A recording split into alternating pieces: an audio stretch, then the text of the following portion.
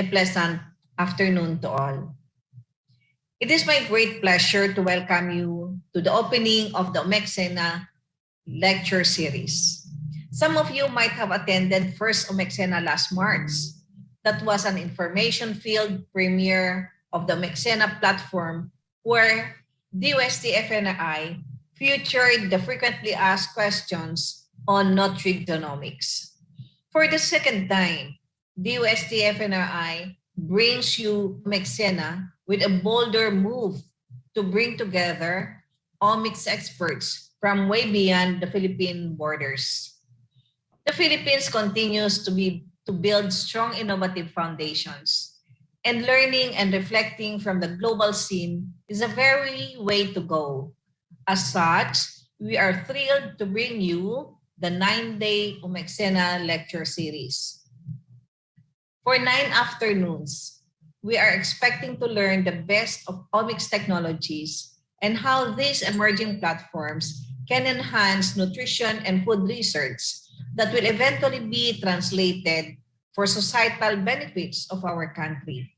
Beyond basics, hopes are high that we can also build networks and collaborative paths, all towards building an omic-driven, innovative Philippines. William Wordsworth said that life is divided into 3 terms: that which was, which is, and which will be.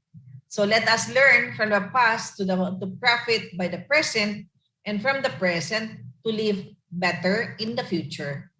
I hope that through all the topics to be discussed from this day until October 7, we can learn how to create a better future in life and nutrition through the studies of omic sciences.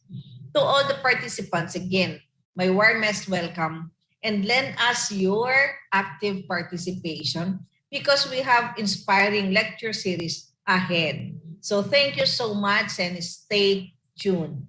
Maraming salamat po at magandang araw muli. Magandang agham po sa ating lahat. OMICSena was coined by DOST-FNRI to create a scene in a good way. It seems that it will continue to serve as a platform for the DOST-FNRI to keep us in the loop on its undertaking in genomics.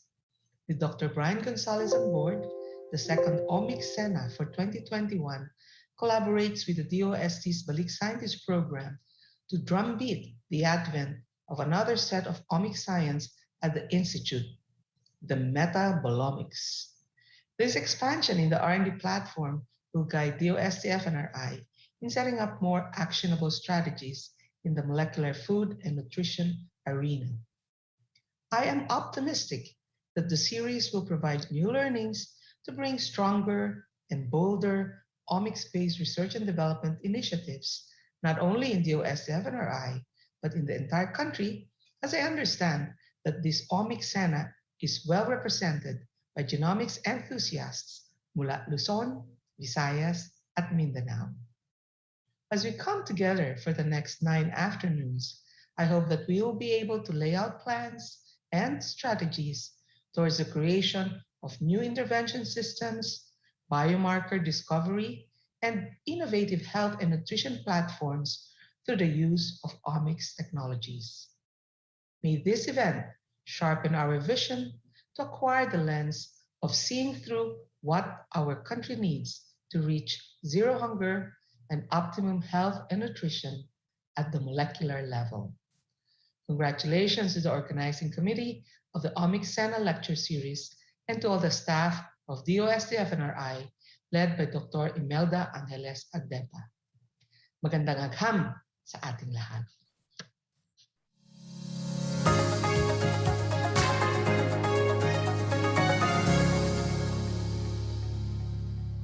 A pleasant day to all.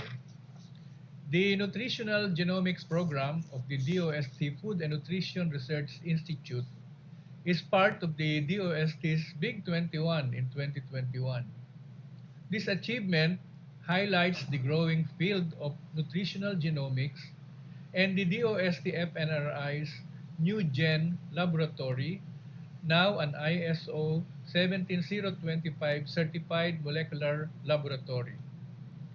Beyond this recognition, I am more thrilled to see what our R&D program and scientific and technological services in nutritional genomics can offer to ensure optimum nutrition for everyone. Earlier this year, the first OMICSena answered frequently asked questions on nutrigenomics. The first installment of this web-based learning platform of DOST FNRI's genomics programs made us realize that nutritional genomics can scale up nutrition and health sciences. Studying our genes through the omics platforms can bring about enhanced nutrition recommendations and perhaps nutrition and health policies in the long run. Its eventual integration in clinical practice can boost our efforts to overcome malnutrition and help us achieve our goals of good health and well-being. As DOST continues to expand the country's omics footprint, this second offering of OMICSena with Dr. Brian Gonzalez, our balik scientist for Metabolomics, is anticipated to bring new frontiers in omics-based innovations. This will fine-tune our efforts to use various molecular platforms to pacify and eventually end our long-standing battle against malnutrition and non-communicable diseases.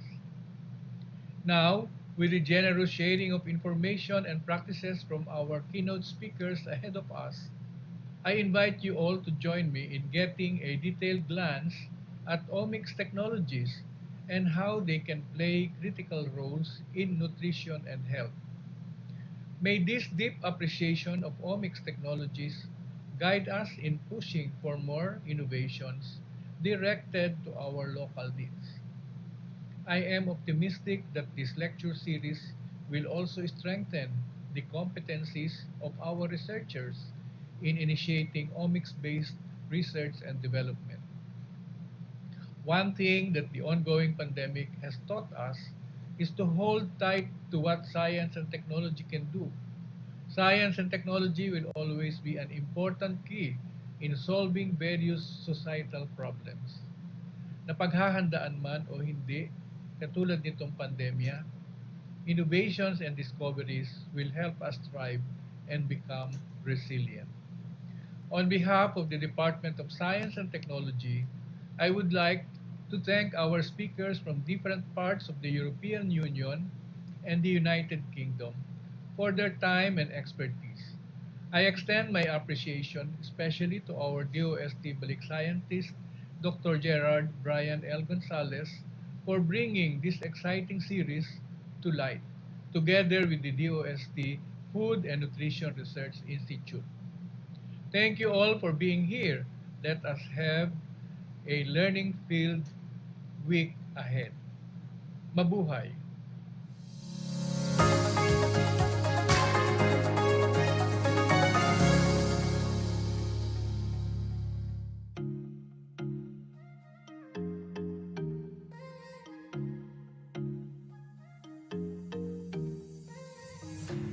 The FNRI Service Laboratory is an ISO IEC 17025 accredited laboratory which is composed of 3 laboratories.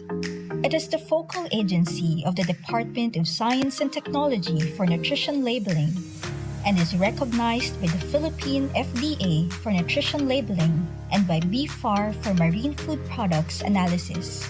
It is the only laboratory in the Philippines that is capable to analyze serum vitamin A and urinary iodine excretion.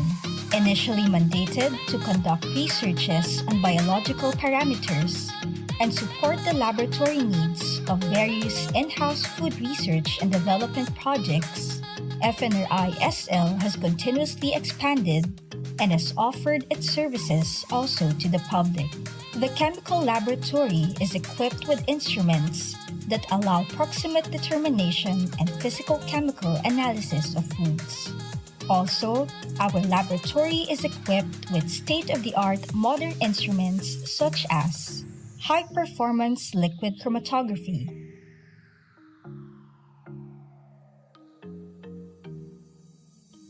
gas chromatography, atomic absorption spectrophotometer,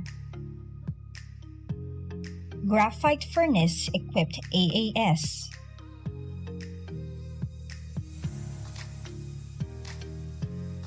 automatic analyzer,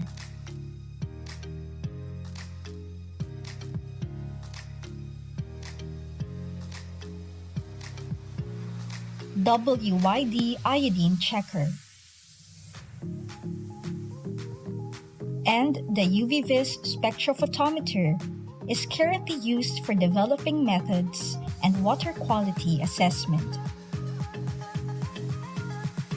In the biochemical laboratory, other modern instrumentation are being used in order to support the National Nutrition Survey, medical research institutions, LGUs, non-government and international organizations. Having continuously participated and showed satisfactory results in the quality assurance programs of the U.S. Centers for Disease Control and Prevention, the Biochem Lab offers now a wide range of tests. Meanwhile, the Microbiological Lab is a food laboratory offering range of tests covering spoilage, indicator and pathogenic microorganisms in food and water samples. The Microlab offers the following: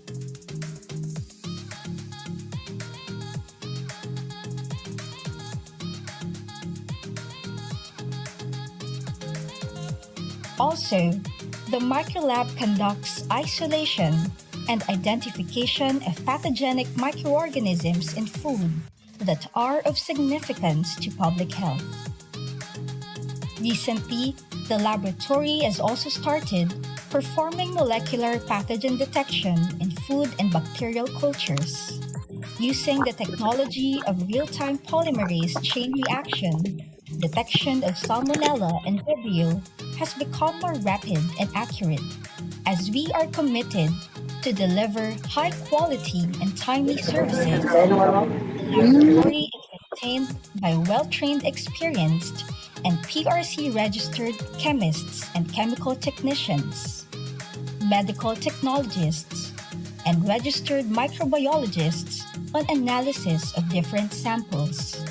Aside from our commitment to maintain quality data generation, FNRSIL also holds trainings and continuous consultation to customers and stakeholders. In the future, the laboratory aims to expand its services by offering specialized tests to the public. In order to do this, we commit to continuously develop methods and train our laboratory staff for excellence and quality service.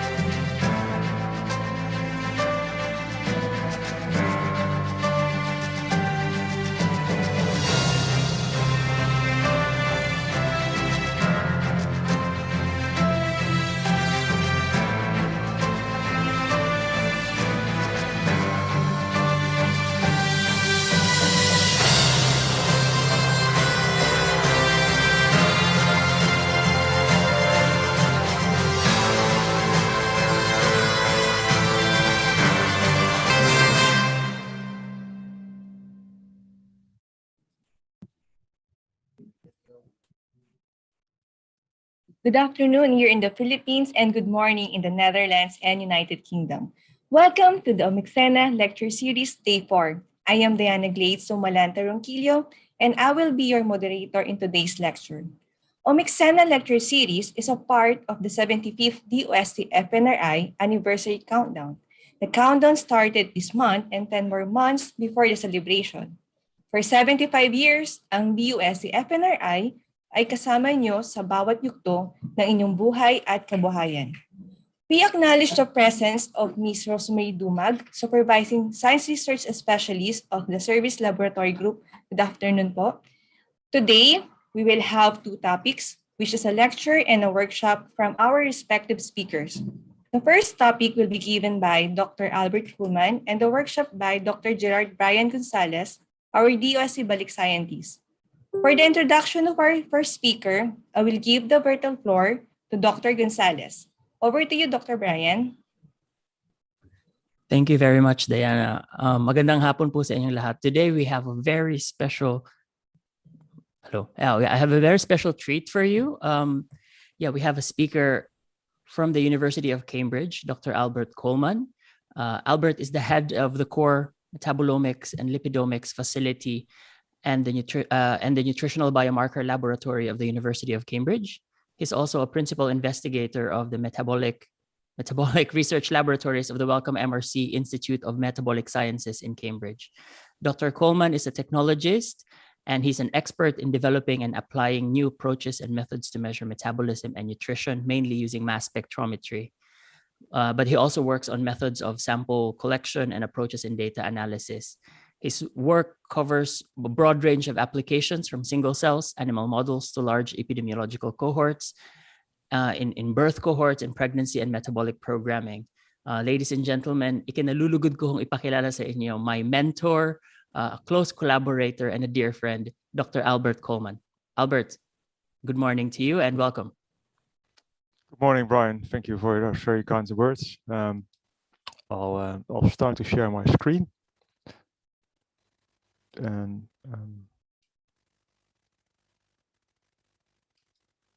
right.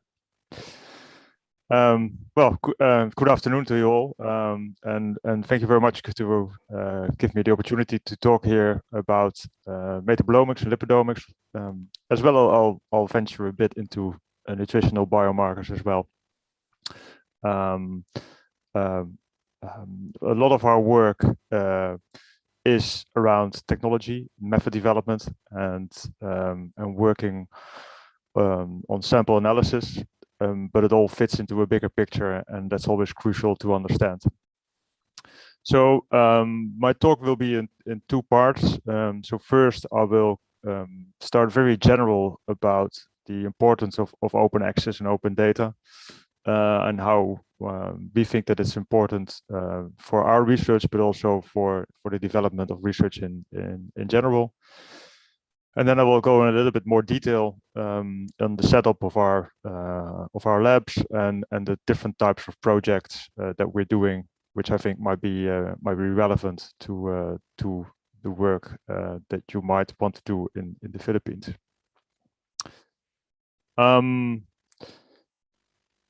So often I'm approached by collaborators or people interested in analysis, and they always ask me if we can run the best possible method for to run their samples. And although we're always striving to improve our technology and our methods, I'm very convinced that there's not such a thing as the best method. Really, what we can only strive for is the methods that are most fit for purpose. So we need methodologies that can help us to answer important scientific questions. So the method needs to be in line with the experimental question. So what is it that we want to know, and what do we need to measure, and how precise and how accurate these measurements need to be able to answer those questions. So analytical chemistry doesn't start with the samples coming into the lab. It starts with the experimental design.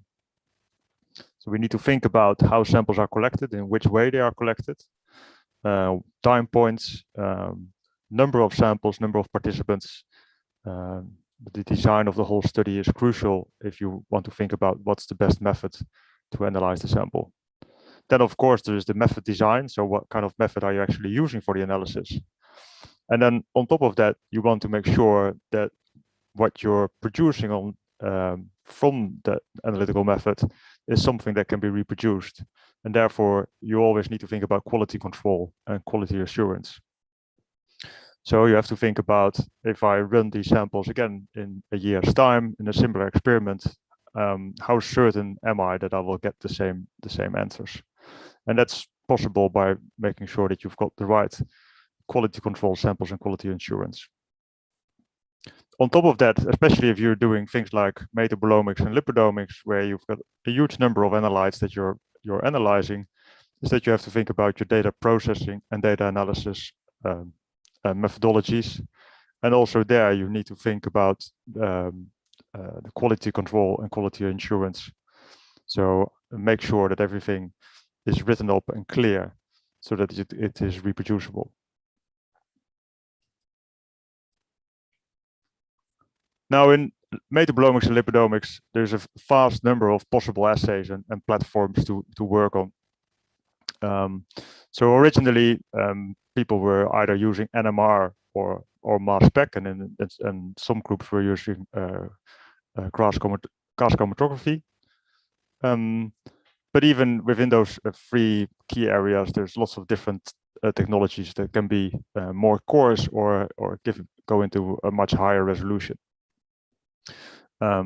So if you use mass spectrometry, you can think about direct infusion mass spectrometry, where you infuse extracts directly into the mass spec. You can do LCMS, where you separate your compounds first based on either polarity or other chemical aspects, and then again use either high resolution or tandem mass spectrometry to get information on those on the metabolites. And even you can further use two-dimensional LCs to get into really high detail and do a lot of different fragmentation reactions on those compounds coming off the chromatographic system to understand their structure. Now, each of these methods are useful and relevant, but it really depends on the research question, which of the methods you want to choose. And I cannot say which one is the best if I don't know what the question is that you are trying to answer. So I'm trying to will give you an overview today of how we use these different types of platforms in our work. And I think I'll give examples of all the different things that are, well, not all of them, but quite a few of the different platforms that are on this slide that we have used over the years in our research.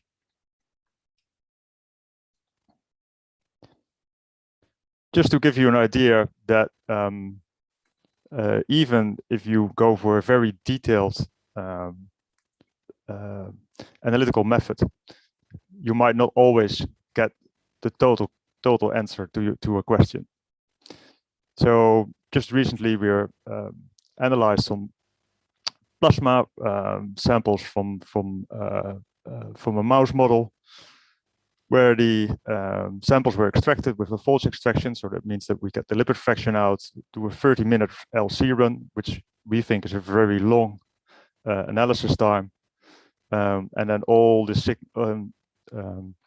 everything that came off the column went into a high resolution instrument, which had capability to fragmentation as well. So for detailed identification and verification.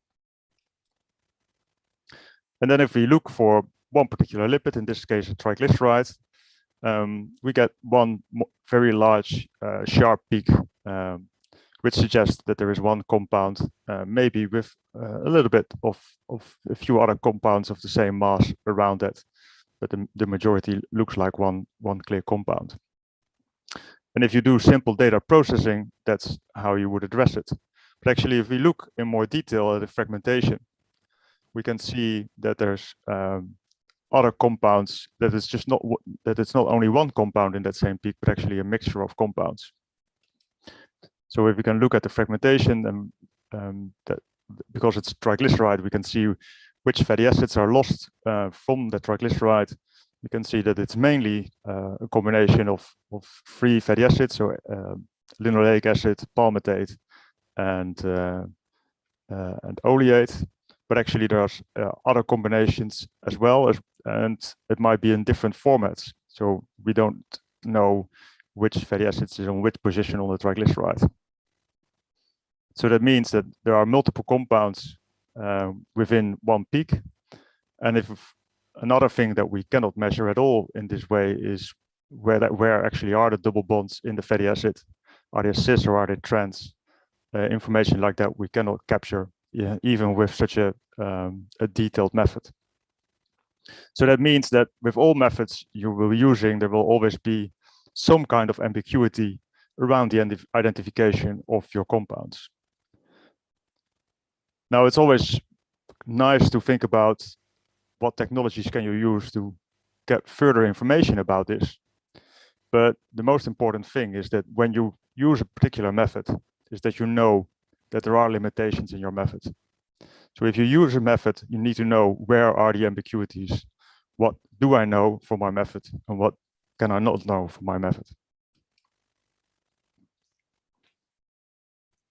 So the limitations of each method is identification, but almost all methods have a dynamic range of 3 to 4 orders of magnitude, which means that you always need to think about what's the concentration range of the compounds that you're measuring. And there are, of course, always limitations on precision and accuracy. Of course, we always like to have our methods as precise as possible. But if you're measuring 500 or 600 different compounds in one method, they cannot all be at the same precision or accuracy. And it's not really about having the best possible precision, but it's about knowing what your precision is and understanding your precision so that you can use that in your data analysis. Then, of course, another important factor in all of this is throughput and costs. So if you have a 2-hour analysis on a $1 million instrument, then it will become a very expensive experiment, which can be relevant and for certain questions. But sometimes you want to screen 5,000, and in some cases we've been involved in projects where we've run 50,000 samples. And therefore you need to think about throughput and cost as well to make those types of experiments relevant.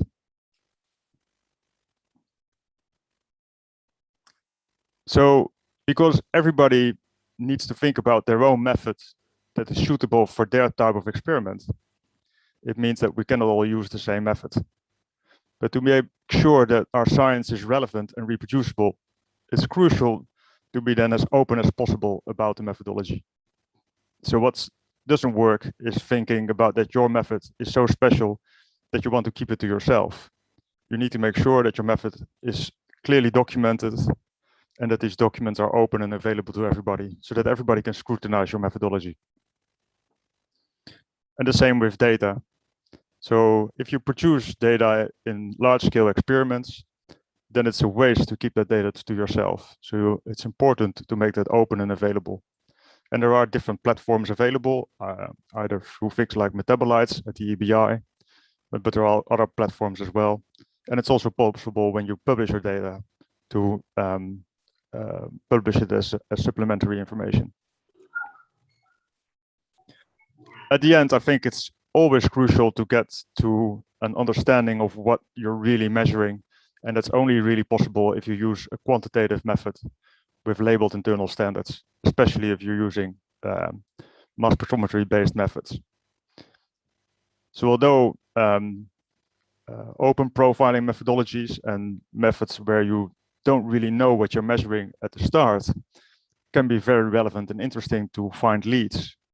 To further investigate and validate your findings, you will need to get to quantitative methods, which require these label internal standards.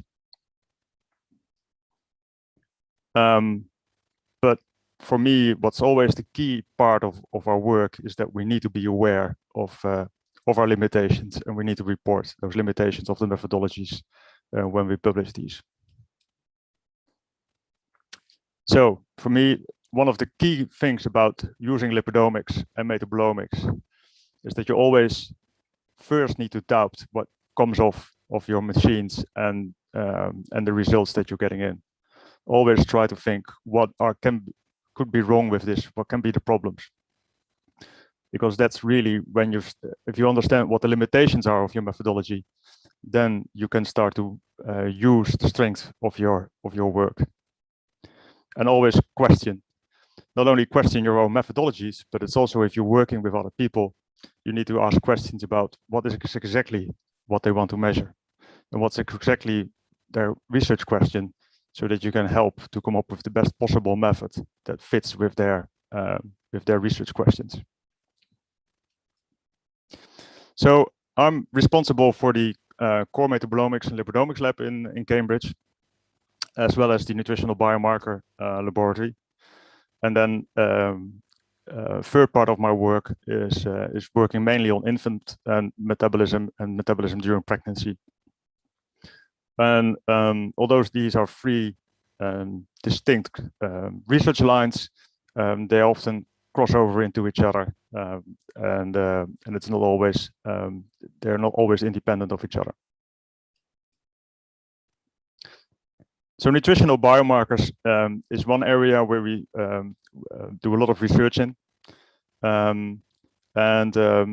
this is an area where I think there's a lot of confusion about definitions. So I like to make sure that if I talk about a nutritional biomarker, it's clear what we're working on. So it's a biochemical feature that can be objectively measured. And in the field of nutrition, people are always looking for two types of biomarkers. A lot of work is being done at the moment on dietary intake markers. So that's a markers for short-term markers that reveal what people have been eating over the last day or the last 2 days. And the other one are nutritional status markers. So these are more long-term, and they're often related to essential nutrients. So that can be vitamins like vitamin C, or other essential nutrients like fatty acids.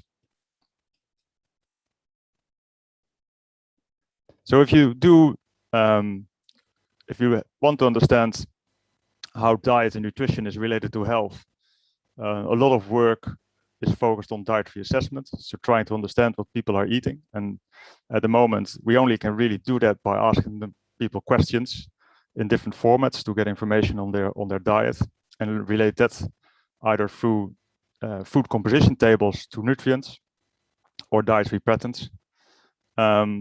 But it leads to quite different questions. So if you want to understand diet, it can be, are people eating either a chicken korma or a roast chicken? Well, if you look at nutrients, you are interested in, are people eating chicken protein, and are they getting specific phytochemicals like curcumins from curcuma into their diet as well? And both are relevant questions that can lead to interesting observations around the relation between food and health. But from a measurement point of view, these are quite different things. And our work is mainly focused around nutritional status markers, and we're not involved that much in dietary intake markers. So within the lab, we've got 4 strengths of work. So we are measuring established nutritional biomarkers. So in the short video before this talk, I saw that the lab is measuring, for instance, vitamin A, and we're doing the same thing. So these are all established methods. And then we work on the discovery of new nutritional biomarkers. But with discovery comes also the important part of validating those biomarkers. And then all this work is either for internal use in our institute, or for things like the National Diet and Nutrition Survey, which is the survey ordered by the UK government to understand what's the nutritional status of the UK population. And then we work with national and international collaborators in other surveys as well. So the process of finding new biomarkers is long and complicated. Using omics platforms, it's quite straightforward to find differentiating metabolites, but then moving a differentiating metabolite into a validated biomarker is a long process. And some of the projects we've been working on, it's really 5 to 10 years of work to get to a fully validated nutritional biomarker. So we've written a few papers on what you need to do and what's necessary to move from discovery phase to the application. Again, just as I started, for all these methodologies that we're using, we're always thinking about what are we using it for, and what is the question behind it. And then the most important thing about it, is the method fit for purpose. So can we find the type of data that's necessary to either prove or disprove the hypothesis that's leading the work? Of course, we're striving for precision and accuracy as well, but it's really dependent on the type of research question, what's more important, precision or accuracy. And robustness and quality control is very important in our work to be able to show that, especially for surveys, that vitamin A concentrations that we're reporting now are comparable to the vitamin A measurements in the 60s or even in the 40s. And then, of course, we're on a constraint of money as well, so we need to think about time per sample, while still maintaining the quality control that is necessary. Then another part of our research is not only about running a sample and getting an answer. It is also about adjusting methodologies to the sample sets that we're analyzing. So some of our work is in a very small scale, where we look in either a few participants or in an animal model. But we have been involved in projects where we've been running up to 50,000 samples. And running 50,000 samples is quite a different type of experiment than running 5 or 50 samples. And designing and thinking about how to do this takes a lot of time. But again, that's why I'm always stressing the importance of quality control, because that's the only real way to show that the data is reproducible over long periods of time. So we spend it, again, that's where we spend a lot of time on thinking about quality control and assessing our quality control methods for these analyses. So within the MBL, we've got a whole range of different types of equipment. All these methods are targeted and focused on specific metabolites. So it's either chromatography based, so HPLC, LCMS, and GC. But also we use clinical analyzers for some of the other methods. So routinely we measure the different B vitamins by LC. That's the B6, and the fat-soluble vitamins A and E and the other carotenoids are run by LC. And then by LCMS, it's the vitamin D and the different types of folates. And all these methods we apply to the national survey, and we're also assisting the hospital by providing these analyses for them. Then by biochemical methods, we use enzymatic assays for vitamin B1 and B2, but we can also use HPLC to measure thiamine diphosphate for B1 analysis. And then vitamin C and B12, we also measure by biochemical methods. So that's the nutritional biomarker side. On metabolomics and lipidomics,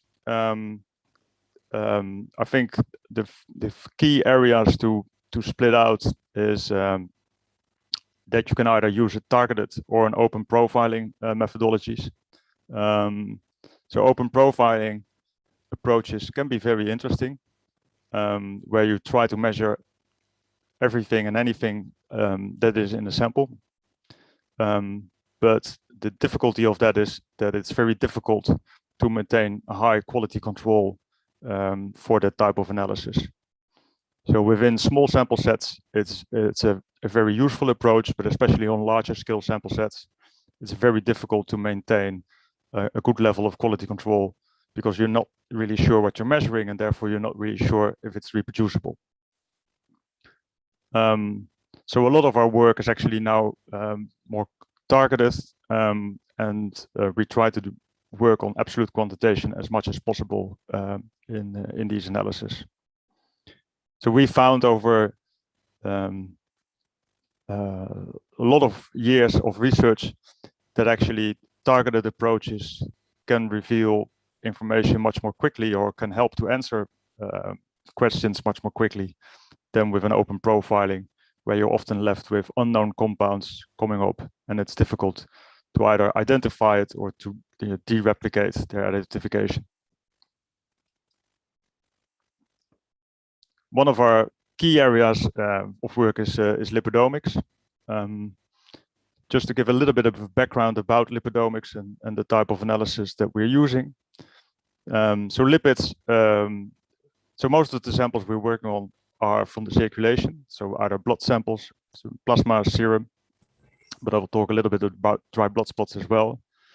And in an aqueous environment, as blood is, lipids can't really be dissolved on their own, so they're in particles, which are the lipoprotein particles. Now, this is already one of the most used biochemical assays in clinical world. That's just measuring HDL, LDL, total cholesterol, and triglycerides.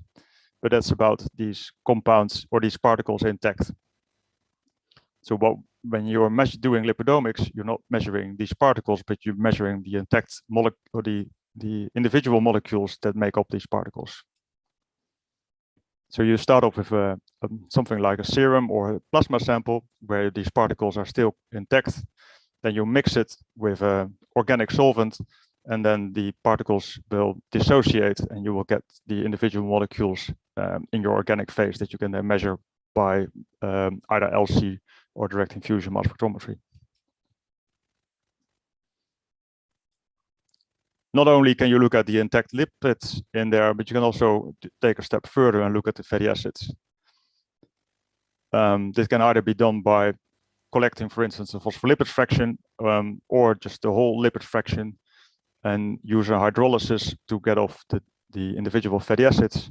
And then these can be measured by GC. And this technology has been around for over 50 years. And looking at the fatty acid profile is something that quite a few people in nutrition research feel very comfortable with.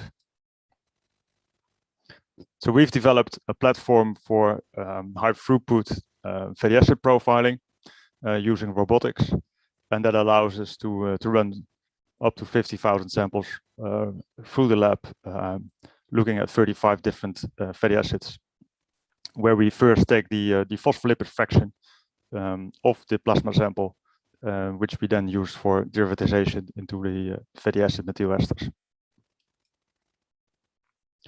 Now, the platform we've published, and all the data is available as well through the MRC epidemiology unit. And we've published a wide range of papers around the relation between fatty acids and type 2 diabetes. And now the data is used in much larger combination with researchers across the world, where we combine our strengths to find relationship with either genetics or disease outcomes in the relation to fatty acids. In our throughput lipid profiling, that's not based on GC but on mass spec. We've developed the extraction methods for different sample types. So they can either be tissue samples, which is mainly when we do animal work, but in some cases we've been working on tissue samples from humans, or we use blood-based samples from humans, because that's usually the type of sample that's more accessible. Then we do an extraction, an homogenization and extraction, but also we spend a lot of time on what we call balanced randomization. So if you're running large-scale sample sets and you're measuring a large number of different compounds, it's very easy to introduce a bias into your analysis. So the instrument might slightly change in its sensitivity for a specific compound over time. So you need to make sure that when you run samples, that you're not introducing a bias in your samples by accident. So we spent quite a bit of time when we start an experiment by randomizing the samples in a certain way that we're sure that there won't be a thing introduced by a technical limitation in the lab.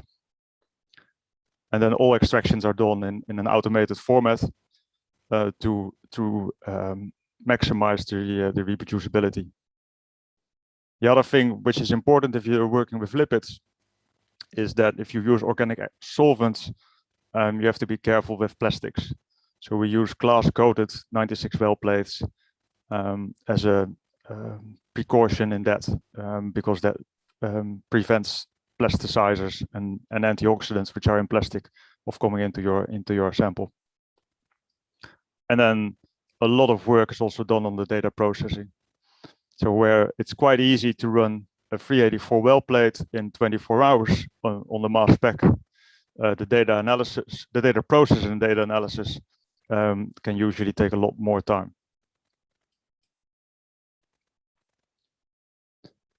Now, already shown you this slide at the same lipid, PC46, because it's been built up of two fatty acids, so C18 and 22,6, which is a DHA, an omega-3 polyunsaturated fatty acid. And there's a lot of interest in these particular fatty acids. So we often get the question if we can measure omega-3 fatty acids to look at the relation between diet and health outcomes. Now, as I said, we can measure that by GC, but we were very interested to see if we would use a lipidomics method, we could get to the same type of answer with that platform. So we've been involved in a study where participants were asked to take a daily supplement of fish oils, where people were randomized against different concentrations of fish oils in all identical tablets. So it was a placebo-controlled trial. And then you can look at the appearance of EPA and DHA in the phospholipid fraction, as you can see in the graph. So already after 2 weeks to a month, people get to the plateau, and further supplementation doesn't further increase the level of the omega-3 fatty acids in the circulation. So we used in direct infusion high-resolution mass spectrometry approach on the same samples, where we could run the same samples within 2 days. That took about 6 months to run on the GC. And what you can see here is a supervised model, an OPLSDA, showing that the reds, which are the supplemented participants, clearly separate from the blue, which are the placebo, the participants receiving a placebo. And then at the top, it's the time 0, so when everybody started off. Then based on the direct infusion data, we could get to the lipids that were mostly contributing to that differentiation. And you can see those are either cholesterol esters or triglycerides or phospholipids that contain either DHA or EPA as a fatty acid. And then if we align the results from the direct infusion with the GC data, you can see that you get a very nice correlation. So that this fast lipidomics method actually can prove to a similar quality what you get from fatty acid profiling. We've then moved on with this methodology and did it on a larger scale. So we were involved in a project looking at the relation between genetics and lipid metabolism in a cohort from Pakistan. and then compare those results to what the relationship is of those particular of genetics and lipid metabolism in the UK. So this study just published the last few weeks, where we looked at 5,000 samples from Pakistan and 15,000 samples from the UK. Again, we used direct infusion for the data analysis. The advantage of that is it's very quick. It's a 2-minute analysis. It did require quite a bit of work to develop a data processing approach that could keep up with that rate of data generation. But actually, the data processing took longer than the analysis on the machine. And then we were left with a huge amount of information that actually took quite a long time to digest to get into this paper. So the hard work of lipidomics and metabolomics is actually not the analytical side, but it is trying to understand what it all means. But the nice thing now is that we've got this data available where we can look for which lipid is driven by which gene. So for one lipid can be affected by multiple genes, and one gene can affect a whole range of different lipids. So in this case, on the right-hand side, it's the gene PNPLA3, which is a known marker for risk marker for fatty liver disease. And actually, most platforms cannot pick up the effect of that SNP on the metabolism. But because we are able to measure in detail the triglycerides as well, we saw that that particular SNP has quite a big impact on triglycerides, the triglyceride profile in the circulation.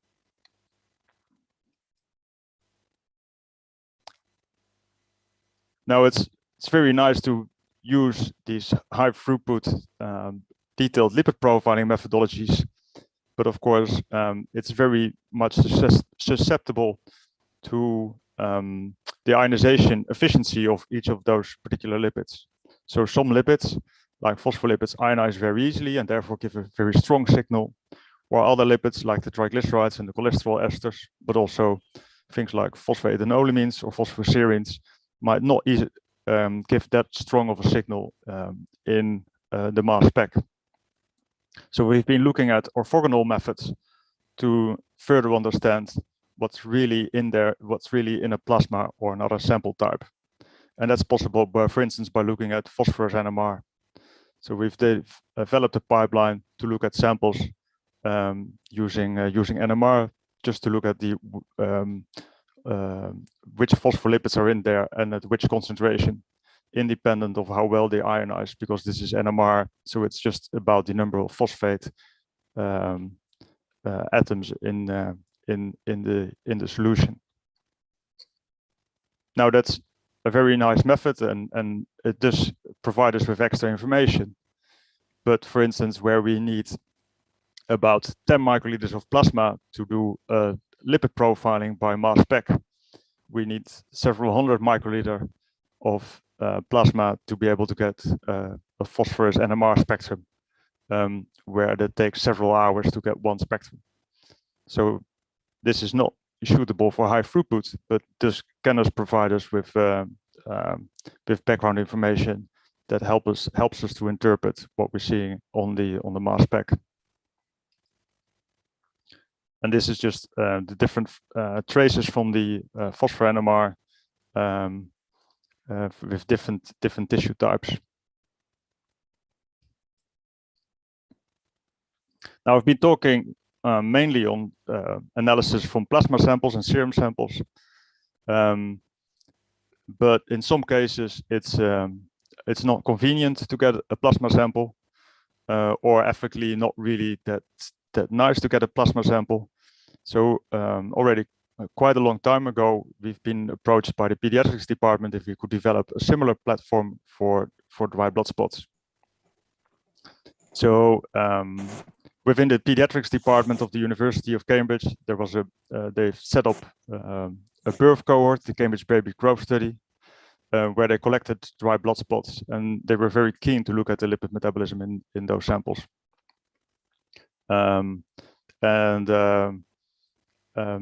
These samples were really precious to them, so they only had sometimes 4, but usually on 1 or 2 dry blood spots per participant. So we could only get a 3.2 millimeter disc of the dry blood spot for our lipid analysis. And although I was very skeptical about how good the quality of the data would be, we've done a lot of validation work to show what is actually what are the limitations of dry blood spots. But then through the limitations, we also knew what we could trust from a dry blood spot. And now we can measure about 150 to 200 different lipids from a dry blood spot sample.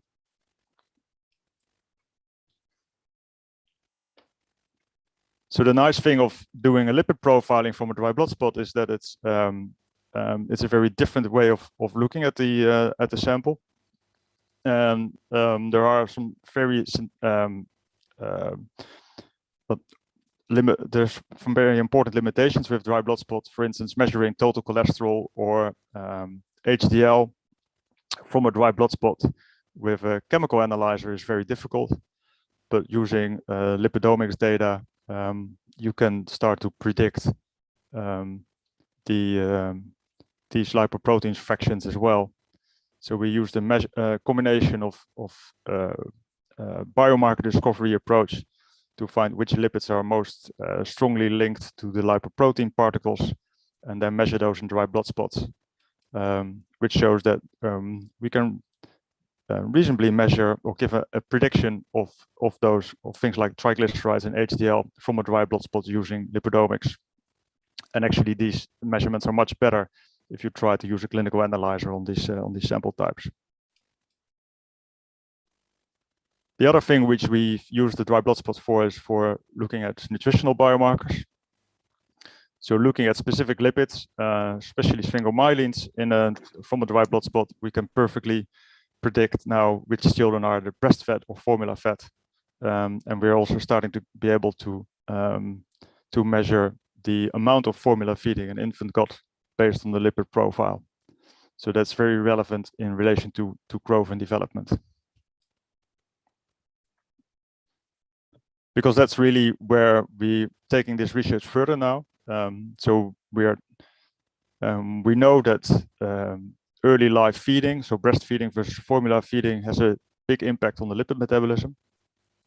But we want to understand if that programs the infants for further nutritional development and metabolic development. So what we're trying to do, and we're working in the Cambridge Baby Growth Study, but also in other birth cohorts, is to look at the lipid metabolism in early life, so at 3 months, and then see how that predicts further changes in weight of those infants. So in the Cambridge Baby Growth Study, we looked at from 3 to 12 months and saw that some of the lipids are correlating with change in weight. And we've now taken that further, where we look at the change or body composition at 24 months. So we're finding lipids and metabolites that are associated at 3 months that are already predicting body composition outcomes at 24 months. And this is in collaboration with the Sophia Pluto cohort in the Netherlands, where they've got very detailed body composition. And we're further exploring this with them, looking at other body composition outcomes. And we're very interested in any other birth cohort where there are blood samples available, but also where there's growth data available to study this further. Because we can only look at observations or associations in human samples. We've been working with other groups to look at animal models of the same thing. So can you use a mouse model to look at similar changes in lipid metabolism? So in this case, we worked with a group in the Netherlands who had a mouse model where they looked at the lipid profile of 12-week mice and see how that related to changes in weight of the mice. when they were exposed to different types of diets. So this was a humanized, well, an ApoE, a knockout mouse, which is where the lipid profile is a little bit similar to a human than that of a normal mouse. And we saw that especially cholesterol esters were associating with growth outcomes. Now, because we are measuring dry blood spots and whole plasma samples, we needed to find a way to correlate that data with the data we had from the Cambridge baby growth study. So we looked at which fatty acids are involved in those cholesterol esters and what's the relationship. And then we saw that actually it looked like it's the desaturase activity that is playing a role. So these are the enzymes FATS1, FATS2, and SCD that play a role in that. So in another mouse model, we were able to validate that the enzyme activity is associated with growth outcomes and weight gain. And then we started to look in the Cambridge baby growth study if we could get a measure for those same enzymes and see if they related to growth as well, which we saw in both the change in weight gain between 3 months and 12 months and 12 months and 24 months. So we could validate those findings from the mouse work into humans, although the directionality is not exactly the same in humans and children. So again, the next step will be to translate this to the Sophia cohort as well. But it shows that you can use dry blood spot profiling in early life as a marker of what's going to happen at later life. And it also shows that you can combine animal models and human data to understand what's driving these weight changes. Now, although we know that breastfeeding and formula feeding just give a very different lipid profile, we're very interested in what's driving the lipid composition in breastfed infants.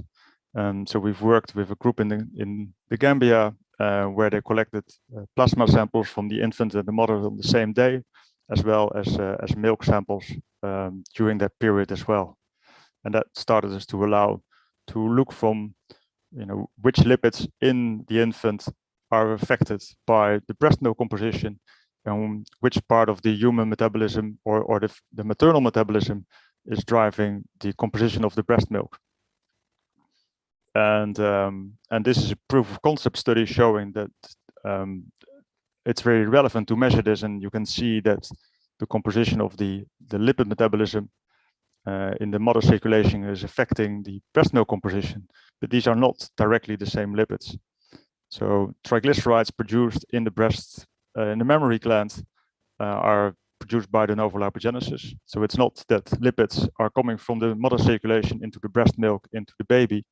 They go through different steps where things are produced, for instance, by de novo lipogenesis in the mammary gland, and then further metabolized by the infant, leading to other lipids in the infant circulation. But we hope that work like this can start to help us to advise mothers on lifestyle and behavior to be able to help with the most optimal composition of their breast milk. And for instance, one of the breast milk lipids that we know is less healthy for the infant is, for instance, affected by BMI. So mothers with a larger BMI have a higher level of that particular triglyceride in their milk than more lean mothers. And this might be that the process that regulates de novo lipogenesis in breast milk is less well controlled or less well working in obese mothers. So as I said, this is the first approach in that, and we hope to do more work like this, where we can start to understand what's happening in the circulation, how does that affect the mammary gland, and how does that change over into the metabolism of the infant relating to long-term growth outcomes. Now, a lot of work, as I mentioned several times before, when you're doing omics type of approaches, is the hard work is not really the analysis part or producing the data. It's trying to make sense of the data. So we actively work on different approaches to think about how can we understand what's happening to the. So how do we translate what we're measuring into new relevant information? Now, people who are working in say genomics or proteomics, and also a little bit in metabolomics, are usually thinking about the concept that you have a substrate, an enzyme, and a product, and that by measuring either one of those three compartments, you can link it back to the metabolic pathway. With lipids, that's a little bit more complicated. So a lipid consists out of two parts. One is the fatty acids, which I already discussed, and the other is the different head groups. And different enzymes are controlling which head groups are more predominant, and other enzymes are controlling the composition of the fatty acids. And therefore, fitting it into metabolic pathways is not that easy. And at the same time, a particular lipid can be in one organ, be part of the cell membrane, while in another organ, it can be a signaling compound or an energy source. So we've been working on an approach which we call lipid traffic analysis, where we look at how lipids behave across multiple organs. And at the moment, this work is mainly focused around animal models, because that's where we can get all these different tissue types. But we're also actively thinking about how we can use this approach in human studies.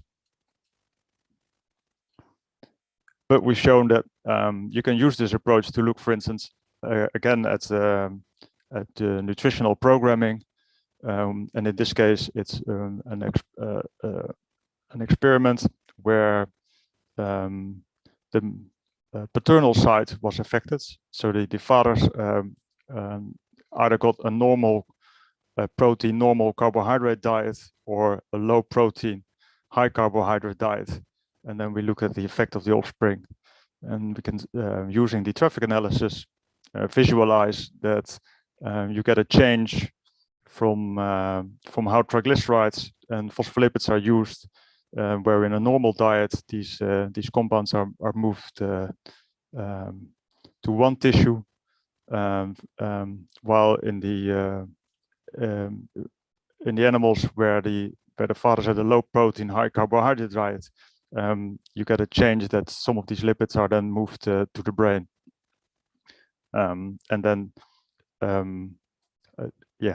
using this approach, we can get quicker and more visual to that information than if we would just use multivariate or univariate statistics.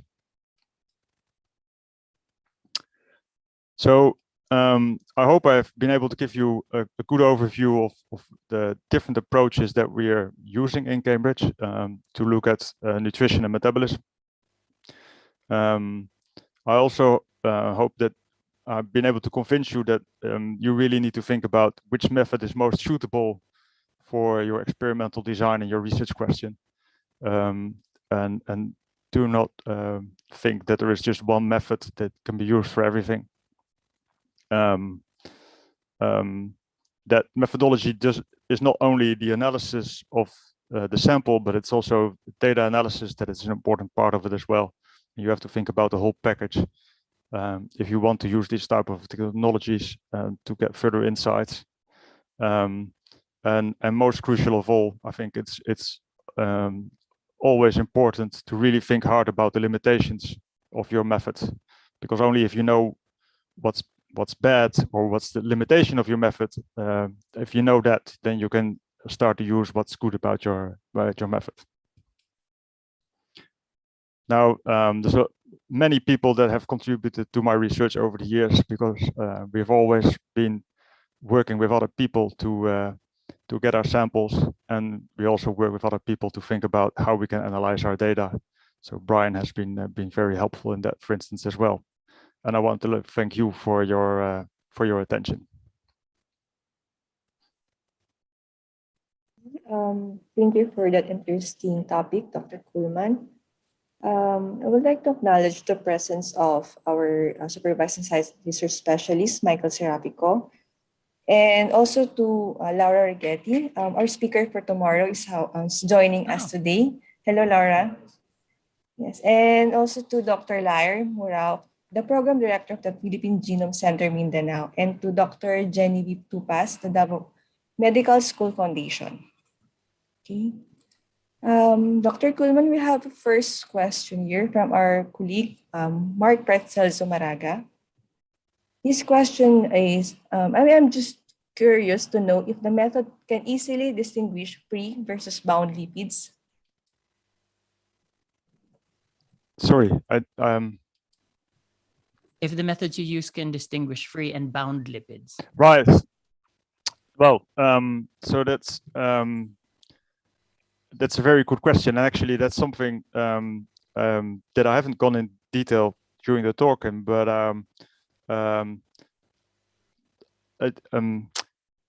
we don't exactly know how good it is in that way, because if the bound lipids are bound in such a way that we can't free them, we won't never know because we're not measuring them. So it's really about using the right type of extraction, and sometimes you can, for instance, use an enzymatic assay to free up fatty acids. So we know that some proteins, for instance, can be esterified to particular fatty acids, and that's actually some work that's been going on at the moment in the lab, where we use lipases to look at which particular fatty acids are combined to a protein. But yeah, to be able to answer that question, it's really about which type of extraction methods you use to get to the answer.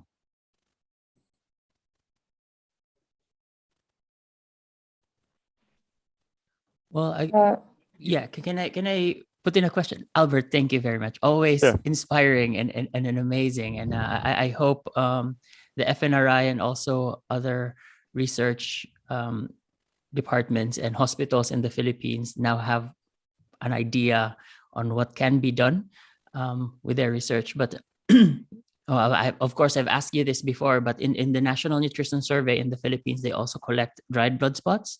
Yep. What storage conditions of the dried blood spots need to be observed in order to get good data from them? So the most important thing about dry blood spots is to get them dry, which sounds a bit trivial, but actually it's not. So we spend a lot of time looking at the stability of dry blood spots, and the most changes that happen with a dry blood spot are actually within the first hour when the blood is spotted onto the paper, because then the enzymes are still active, and actually oxygen can play a role in the oxidation process as well. Once the sample is dry, all those processes slow down hugely. If you then store it in -80, then the processes slow down even further. So storing dry blood spots in -80 or -20 can be very good, but the risk you run if you do that is that once you take samples out of a -80, you can get condensation and samples become wet again. So if you store them at -80, then you need to think very carefully about how to take the samples out of the freezer and move them around. So where a plasma sample stays frozen, if it comes out of the -80 for a few hours, and you can easily move it around from one freezer to another. With a dry blood spot, you have to be much more careful if you handle the samples. So we prefer to have something like a desiccant with the sample to make sure that they stay as dry as possible. But it's really, keeping them dry is the most important part.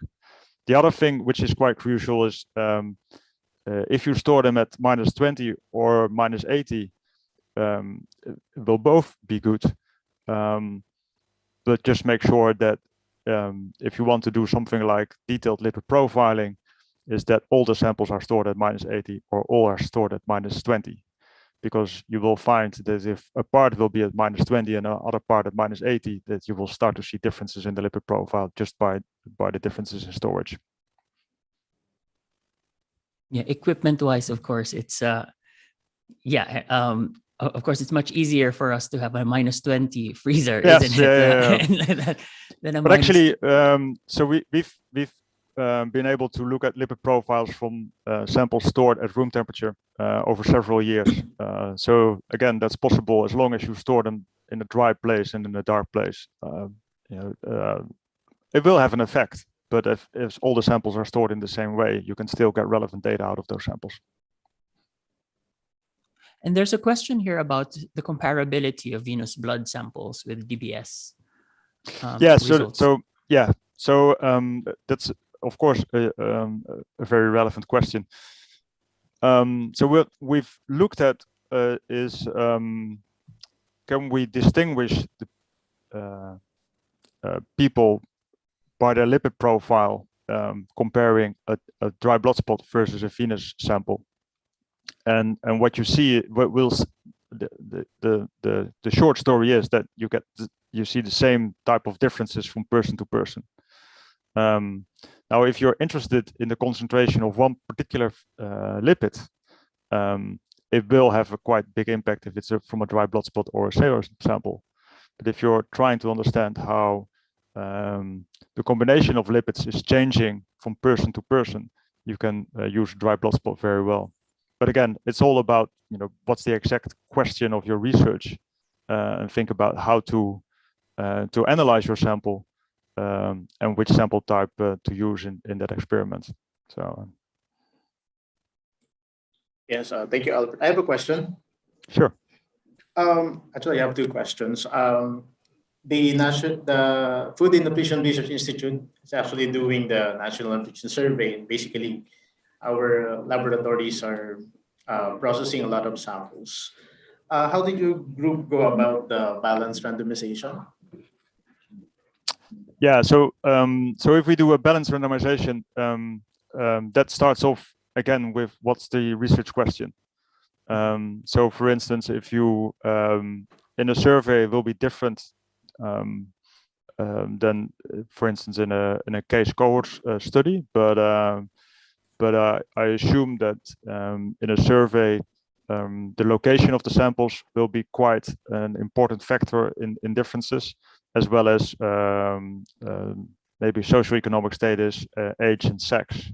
So what we do is we usually start off with where do we expect the biggest difference in the measurements that we do, and then make sure that there isn't a co-alignment with batches and those factors.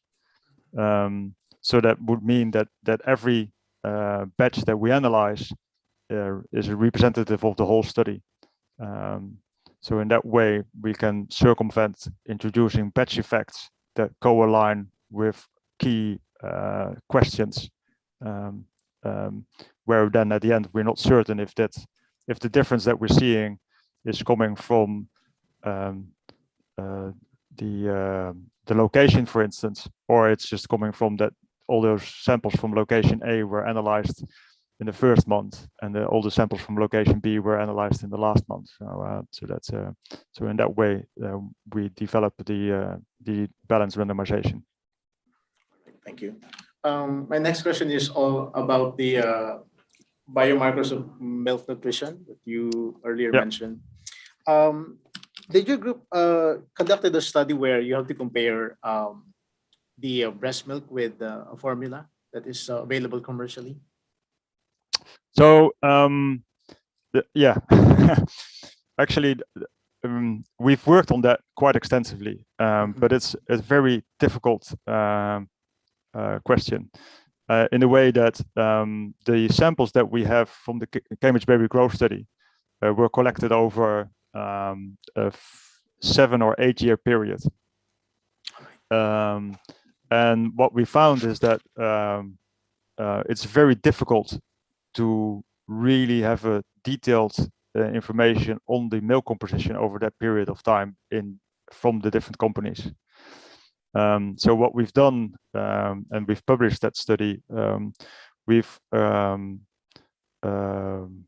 looked at the formula composition in detail from all the different available formula milks in the UK and in the Netherlands over a 2-year period. And what we saw is that some milk types or some companies, the profile stayed the same over the 2 years.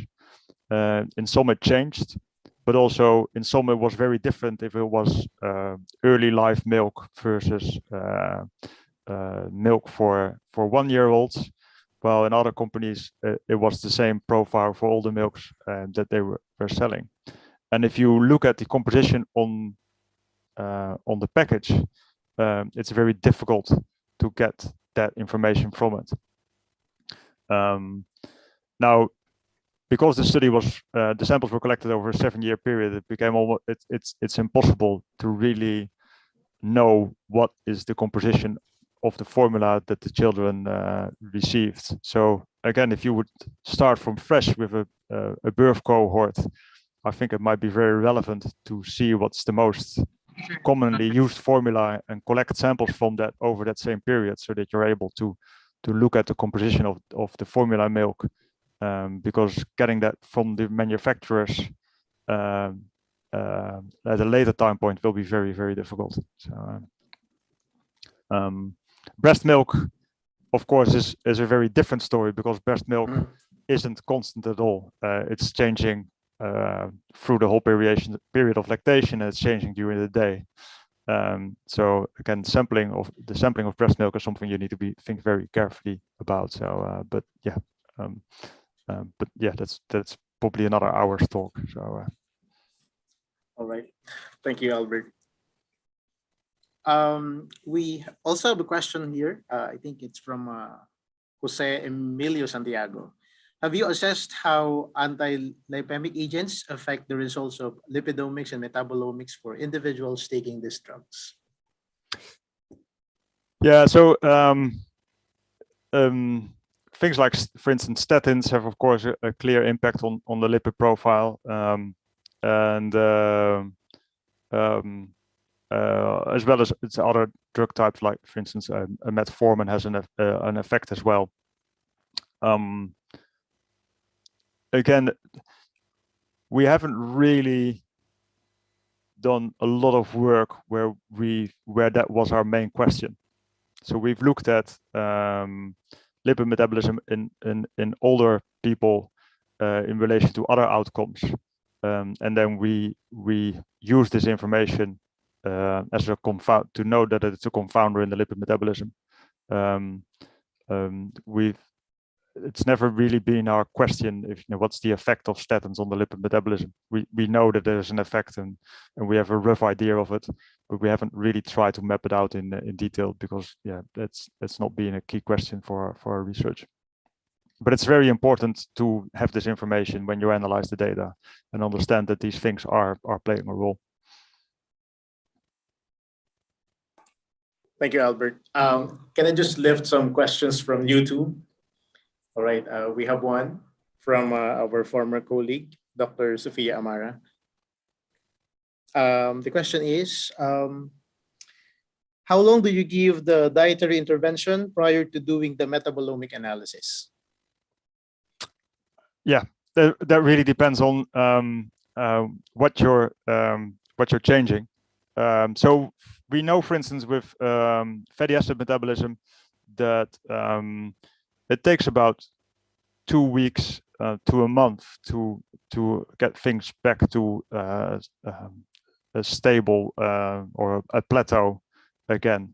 So most of the studies I've been involved in where we've changed people's fatty acid intake, we either looked at a month to 2 months to be certain that that effect had stabilized. From studies in the infants, we know that changing or introducing formula within days shows an impact on the lipid metabolism of the child. So that goes really, really fast. So that's so it really depends on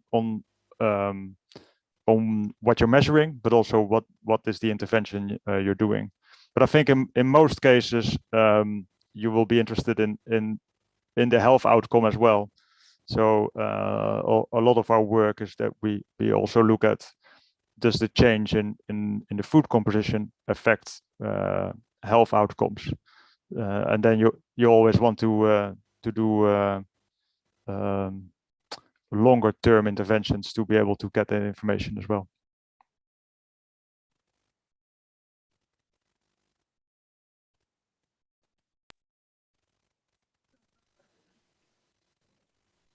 Okay, checking from YouTube, we don't have any questions from there, as well as in our Zoom. So, Ryan, any additional insights you could provide to us? But anyway, it's very awesome presentation. The lecture that you had given us is really relevant to what has been in the pipeline for the Food and Nutrition Research Institute, and I guess with all other stakeholders that are present in the audience at this point. Our laboratory group is actually in full force, I guess, in our audience at this point, and it's very relevant, all the topics that you have just discussed this afternoon. Good. Thank you, Albert. So, yeah, I guess our next step is to have another more focused meeting on specific projects, Albert. So, yes. Yeah. Well, always happy to help and discuss. So that's yeah, great. Thanks for this opportunity. Thank you. yeah, so thank you very much. Yeah, also thank you. Let's all give Albert our virtual round of applause, especially because it's even much earlier in the UK now, and he was awake already from early morning. So thank you very much, Albert, and I'll see you again soon, hopefully. Yes. Yes, I guess. Okay, I pass it to Diana for the program, or Yes. Okay. Next, we will have a workshop, but before that, we will have a 5-minute break, and then we will resume. And also, yes, I am reminding also for the participants to kindly accomplish the evaluation form. It's shown in the chat box. okay, yeah. So see you in 5 minutes. Yes. Thank you very much. You're welcome to stay or not. Thank you very much. Thank you so much, Dr. Coleman. Thank you again, Thank you. Albert. It's a pleasure.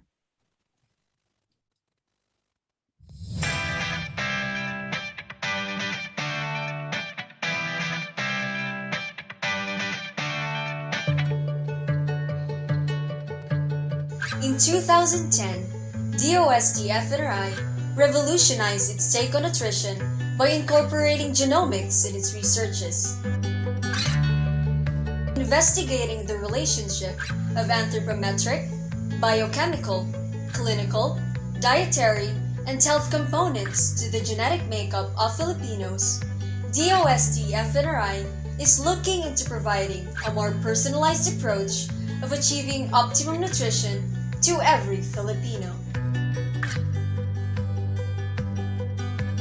Through nutritional genomics, we attempt to better understand how a single nucleotide, a single letter, can make a big difference in our way of living.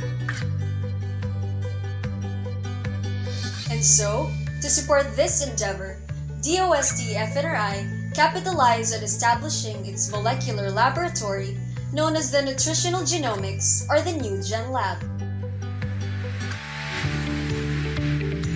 With its thrust of bringing science for the people, the NuGen Lab provides assessment of genes and genetic variants associated with micronutrient deficiencies and diet-related non-communicable diseases. The NuGen Lab is equipped with some of the state-of-the-art equipment in molecular biology, such as the automated nucleic acid extraction machine, bioinformatics, real-time and digital PCR systems, automated liquid handling system, micro-volume spectrophotometer system, and gel documentation system.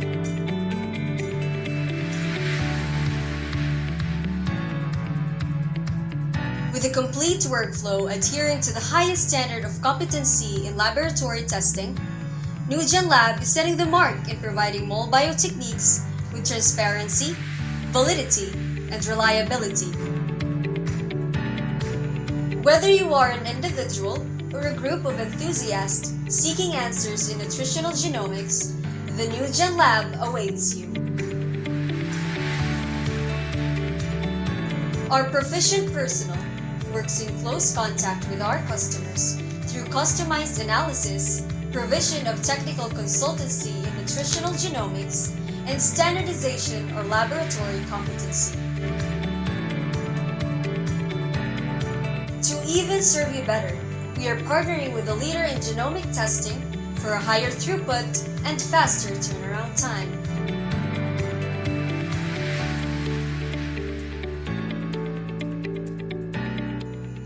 Welcome to the new generation of nutrition.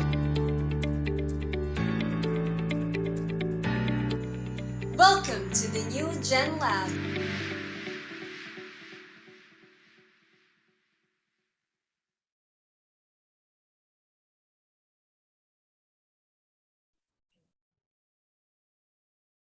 Hello.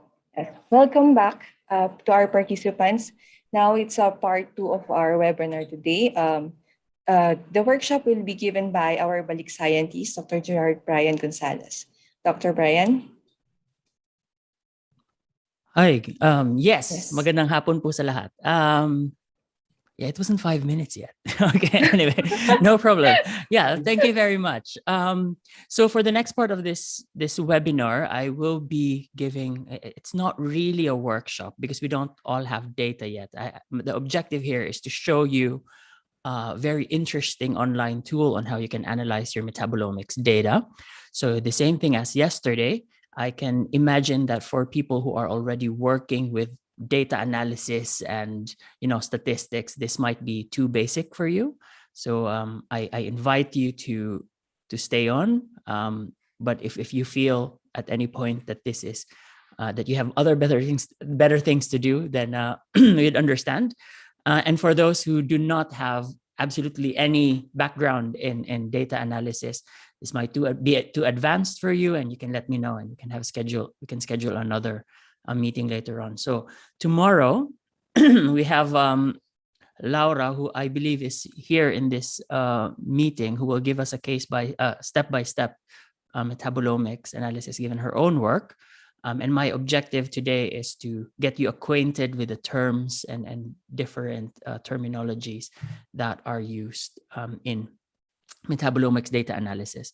So I will be sharing my screen, but I will turn over to a online tool. So here we are. So the topic now is metabolomics data analysis using free online tools. I'll walk you step by step on how we generate data from your mass spec and until you are able to generate insights into your data. Again, this is because of the background of this audience, wherein we don't really have data yet. We don't really have experiments just yet. So this is very simplistic view. In the next maybe months or maybe next year, we can have another more hands-on workshop. This is just a very simplistic view of how we perform metabolomics. So I already gave you this background yesterday and on Monday. So we have a biological samples. Of course, it all starts with your study design. For example, you have a case control study, and then we extract their metabolites and analyze them using the mass specs. We acquire the data, and then we get the chromatograms, which you are already familiar with. From the chromatogram, of course, we process this data wherein we extract the features. And yesterday I mentioned to you what a feature is already.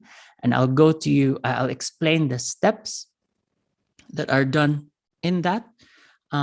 And once you have performed these steps in feature extraction, then we go to statistical analysis. And for today, I will introduce to you a very interesting, in fact, very amazing web-based tool called MetaboAnalyst. And we'll just go to the website step by step.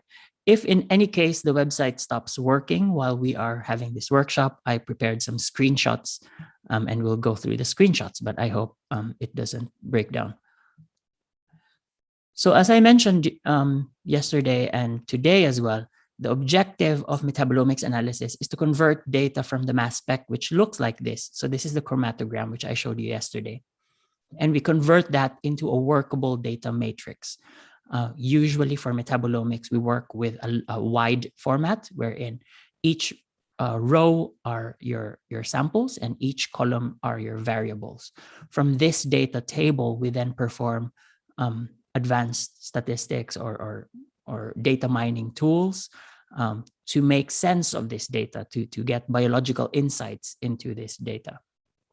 So how you convert this to this and from this to this is the topic of my talk, but we focus more on the conversion of this data table, the CSV file, into biological insights.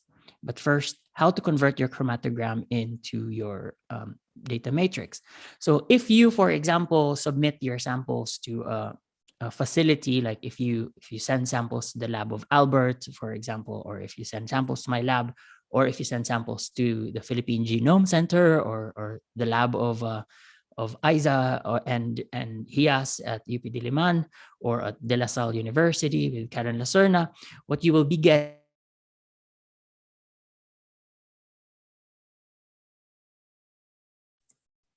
Hello, Brian. We don't have audio. We can't hear you. Can you speak again? Hello? Ayan, there you go. Yeah, sorry, something went wrong. So, so this is normally something you shouldn't be really worried about. So if you send your samples to a facility, they will give you already the workable file. But let me just walk you through very simply what we do to give you that CSV file. So there are free tools, and I will not even pretend to be an expert on these tools. There are very nice tutorials on how to use these tools. So these are free, by the way. So you have MZMine2. And if you follow this link or if you Google MZMine2, there are very nice tutorials on how to import your data. So basically, what you do is from the mass spec, you can convert the mass spec data into an MZ XML file or an MZML file, and you can use either MZMine2 or XCMS Online to do this for you. So you don't really need to do that. But basically, the steps are from the chromatogram, which is this one. The first step is for the software to look at what are the peaks. So we need to identify what is a real peak and what is a noise. So we usually set parameters to know what is a real peak. So how high should a peak be? How wide should a peak be? And once we've identified what is a real peak from noise, then we then build the chromatogram again. So each sample will have a different chromatogram. And again, from the chromatogram, we need to know which is a real chromatographic peak. So from a retention time, for example, many of these peaks co-elute at the same time. Sorry, I wasn't having this a while ago.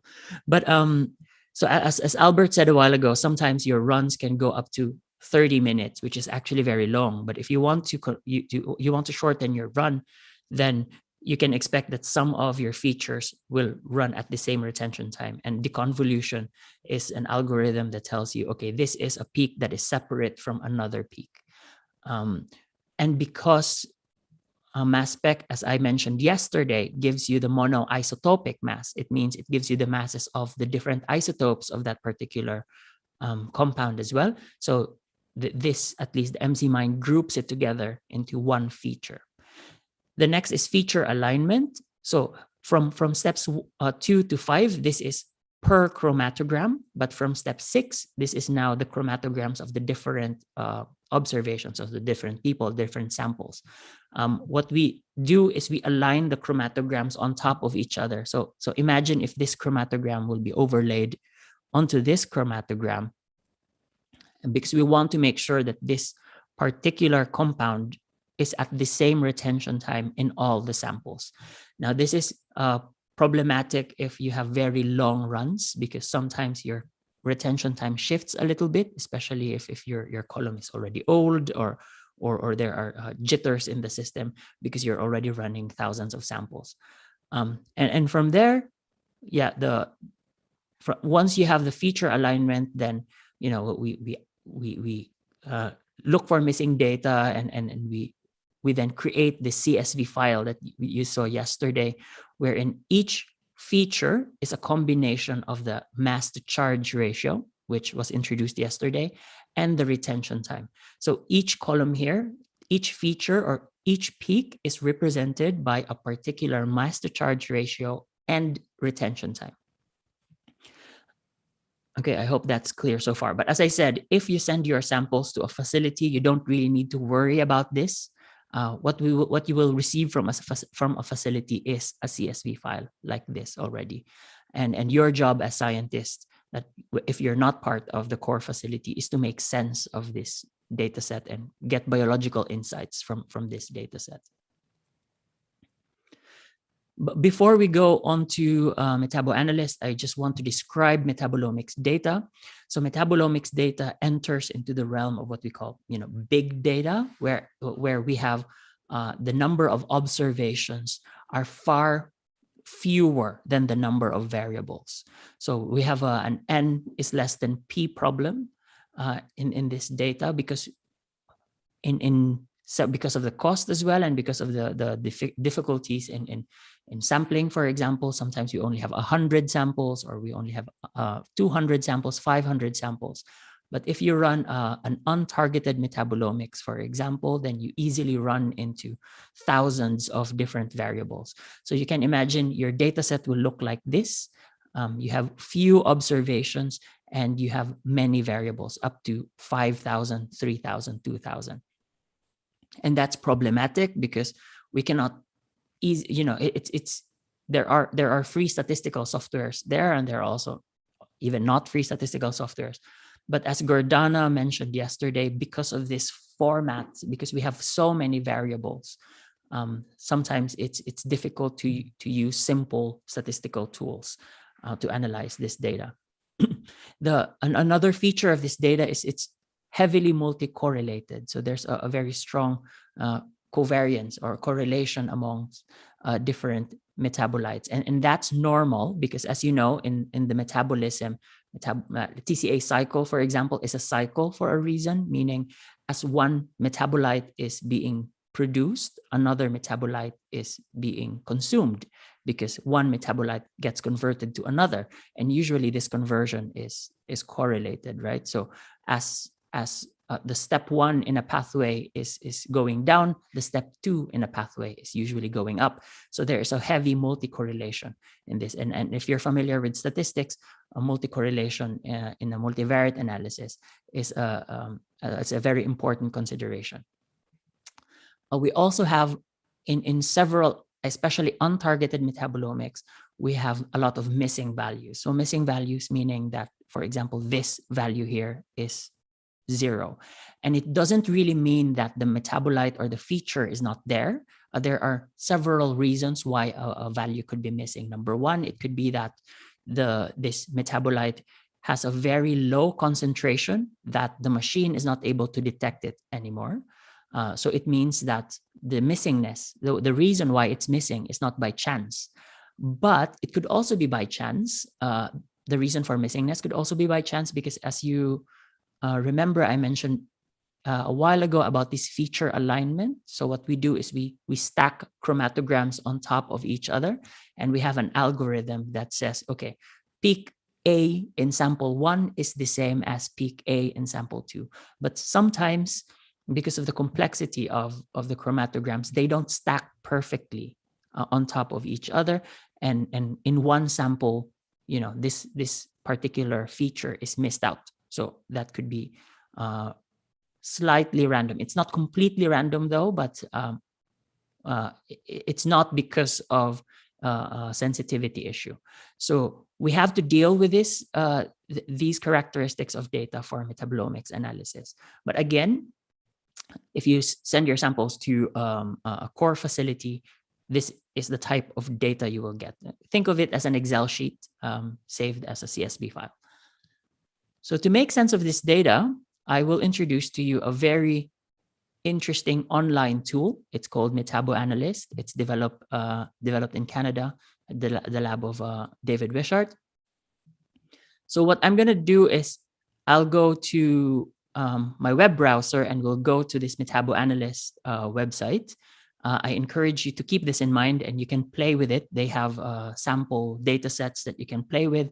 And if you have your own data, you can also use this web-based tool to analyze your data to practice. I call it here a one-stop shop, online one-stop shop, because it has everything you need to start your metabolomics journey. I said to start because, of course, you can always make your analysis more complicated or as complicated as you want. But if you don't have experience yet with metabolomics, I encourage you to start with Metabolomics. It's got everything you need to start. It can do PCA, univariate statistics, multivariate statistics, everything you need. Lahat na, pautang, nandyan na lahat. So, I mean, you don't really need to worry. Once you go through Metabolomics, then I think you're good to go. So I'll go to my web browser and let's play with Metabolomics. Do you see my screen still? Yes, Brian. All right. Let me just check. I didn't open any other thing. Okay, perfect. So this is Metabolomics. For those of you who have two screens, or you can play with Metabolomics on your other screen, or you can minimize me and open Metabolomics. So I'll give you a minute to try to. We're not really a lot of people, so I don't think this will crash if we all log in. So we have metabolomics.ca. What we can do here is if we click start. Okay, well, before that, let's go first to here. So we have tutorials here that can teach you how to analyze your data. But the most important thing, I think, is data formats. So if we click data formats, it gives you an indication of how to format your samples in a way that it's acceptable for Metabolomics. So for example, if you have one factor analysis, you have to make sure that your samples are in the rows and each metabolite or each feature is on the columns, and then you have a label here. So for example, 0 is control and 1 is treatment, or let's say healthy versus type 2 diabetes, for example. So if you have an Excel sheet, you can format it like this and save it as a comma-separated values .csv. And once you have that, you can upload it to Metabolomics. All right, so I'll just go here back to home and we can click start. So for today, I will be going through just the major one. As I said, the purpose of this is to get you familiar with the terms and the process and the flow. And tomorrow, Laura will give us a case study step by step. She may not be using Metabolomics though, but the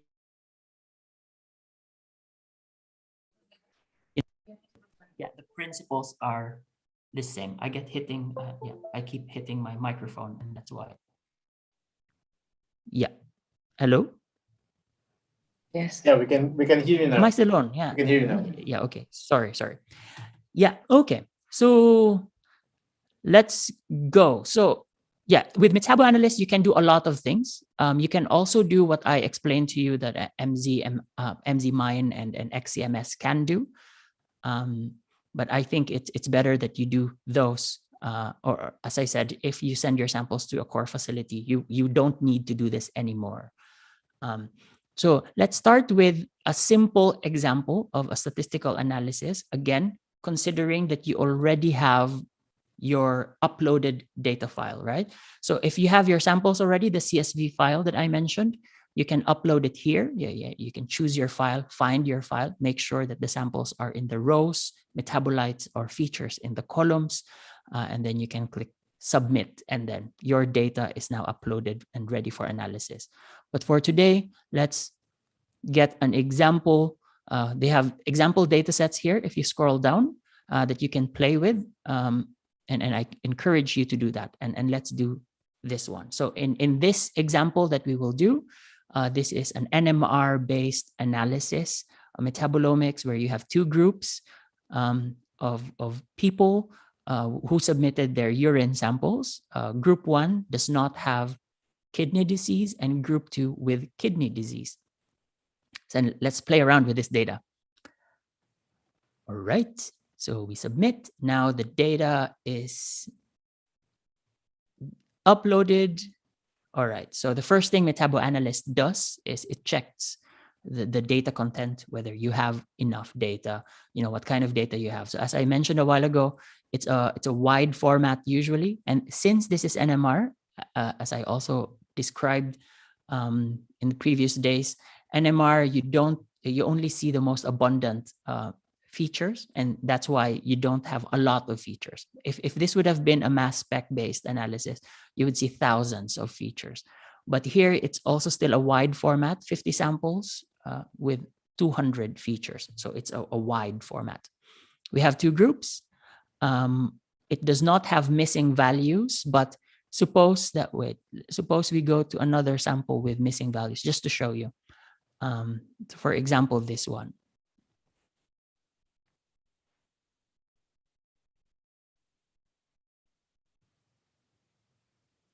All right. So suppose you have, it also doesn't have missing values.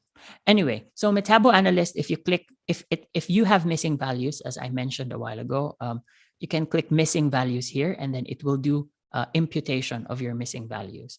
In Metabolomics, normally if there is a feature with more than 20% missingness per group, we usually disregard the entire feature or entire metabolite. And depending on the type of metabolomics that you do, you either do a machine learning type of imputation, wherein you predict what could be that missing value, or we impute it with 1/5 of, here they say the default is 1/5 of the positive value of the sample. So you just impute it with a really small number. After a while, we click proceed. All right, this is another data filtering technique. As Albert mentioned a while ago, it's very important to have QC samples. So how we do metabolomics is that we have one sample that we inject many times. So there's a sample that we inject in the beginning, and then we run, let's say, 10 normal samples. After 10 normal samples, we inject the same QC sample again. And we do that, let's say, every 10 samples. So what happens, and what is the use of that? The use of that is it checks the quality of our run. It checks the reproducibility of our run. So, of course, what we expect is that the QC sample, it's because it's the same sample and we only inject it several times, that it should be the same throughout the entire run. But because your machine wears off, your column wears off, so there will be some fluctuations in your QC sample. And what you can do is filter them out, those metabolites that are, not consistent in your QC sample. You can filter them out. And you can do that here in MetaboAnalyst. But in this case, I don't think this sample has QC samples, but it's imperative. You need to have QC samples. So when you, by the way, if you're running a core facility, you also need to take this into account for the costs. Remember that let's say every 10 samples or every 20 samples, depends on how big your experiment is, you need to inject a QC sample to make sure that you have high quality data. So we proceed, and here goes some of the, more technical things now. So this is a urine sample, and as you know, with urine, it's very much affected by hydration status of the person. So a person might have drank a lot of water, which led to the dilution of the urine. So it doesn't mean that the metabolites in the urine sample are physiologically low. It's just that the person drank a lot of water. But also, if there is a high concentration of metabolites in the urine sample, it doesn't mean that there is physiologically high concentration. It could be that the person was dehydrated. In the clinical settings, we usually report urine samples as standardized to creatinine, but there are some diseases, of course, where creatinine also is affected physiologically, so you cannot use creatinine values. So there are many different ways. The most common one is to normalize by sum, but this is an NMR study, and there has been a paper suggesting that if you have an NMR study, it's best that you do this probability quotient normalization. So let's just do that. But I encourage you to play around, go to this website, play around, try different tools. Yeah, so let's do that. Let's specify the group, the control group, as our reference material. Yeah, so that's normalization. Normalization, as I explained what it does, it removes these systematic biases like pipetting errors. It also removes that a little bit. Next is data transformation. Is there a question or okay? Anyway, if you have questions, just type it in or just open your mic and ask. So data transformation becomes important because as in statistics, it's easier to work with a normally distributed data. It's not always imperative to have a normal distribution, but it just helps your data analysis later on. And the most common way of doing that is log transformation. So what it does is instead of your raw concentrations or your raw area under the curve, if you're doing an untargeted metabolomics, it just log transforms it. And that usually induces the data to follow a normal distribution. So it makes the analysis much easier. The next part and very important step is data scaling. So what data scaling does is it centers your data. So your data is subtracted by the average of each metabolite, and it's divided by the standard deviation of each metabolite or feature. Now, what that does is that it makes sure that the large values are treated in the same way as those with small values. So for example, we know that, so Albert mentioned something about dynamic range a while ago. So there are metabolites, of course, that are naturally present in very low concentrations in your body, and there are metabolites that are at high concentrations. So things like glucose or amino acids, they are usually at very high concentrations, and there are some food metabolites, for example, that are at very low concentration. So what happens when you do modeling or statistics and models are biased towards the large numbers. So you might find that, oh, these glucose is a good metabolite, for example, and it's not because of the physiological effect of glucose. It's just that the number itself is high. So what autoscaling does is it makes sure that all these metabolites are treated in the same way, whether they are high abundant or low abundant. For this, I will try autoscaling, but for some analysis, Pareto scaling is more appropriate. And there are several papers on how to use data scaling. But again, you already know this website, so go play with it. If we click normalize and we view the result, for example, we can see here that, for example, in this feature, all your features are skewed towards the left. After normalization, they now follow a more normal distribution. So now it's easier for us to analyze the data because it's now normalized. It's now, the distribution is now normalized.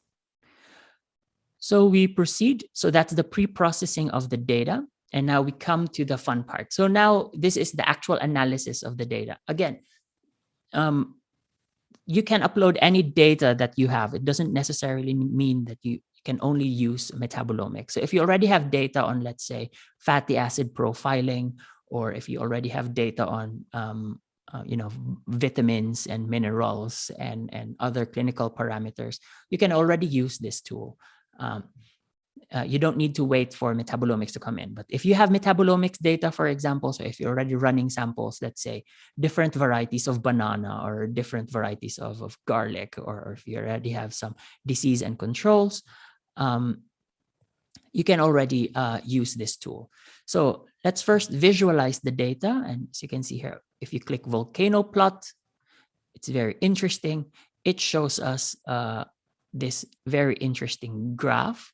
So what this graph gives us is that this is the log fold change of the sample. If you go up here, you will see control over patient. So it means that the value, this is metabolite of the control divided by the metabolite of the patient. So if you have here on the right side, it means that these are the metabolites that are higher in the patient group. And here on the blue on the left side are the ones that are lower in the patient group. So this is the fold change. On the y-axis is the negative log of the p-value. And the p-value, it's very important for us to understand this. As Gordana mentioned yesterday, we have ways to reduce the false positive rate. So in statistics, and this is still a contested issue, we usually put a threshold of 0.05 to say that it is statistically different. But in metabolomics, because we do so many of these tests, so each metabolite we perform, let's say a t-test on each metabolite, and we have 2,000 features, there is a higher risk that you will get false discoveries, so false positives. You might think that that there is a significant difference between the controls and the treatment for this particular metabolite, but actually it's not true. It's only because you did so many of these tests, and that's actually gives you a false positive. So what we do is we can click this FDR. So FDR is a false discovery rate adjustment.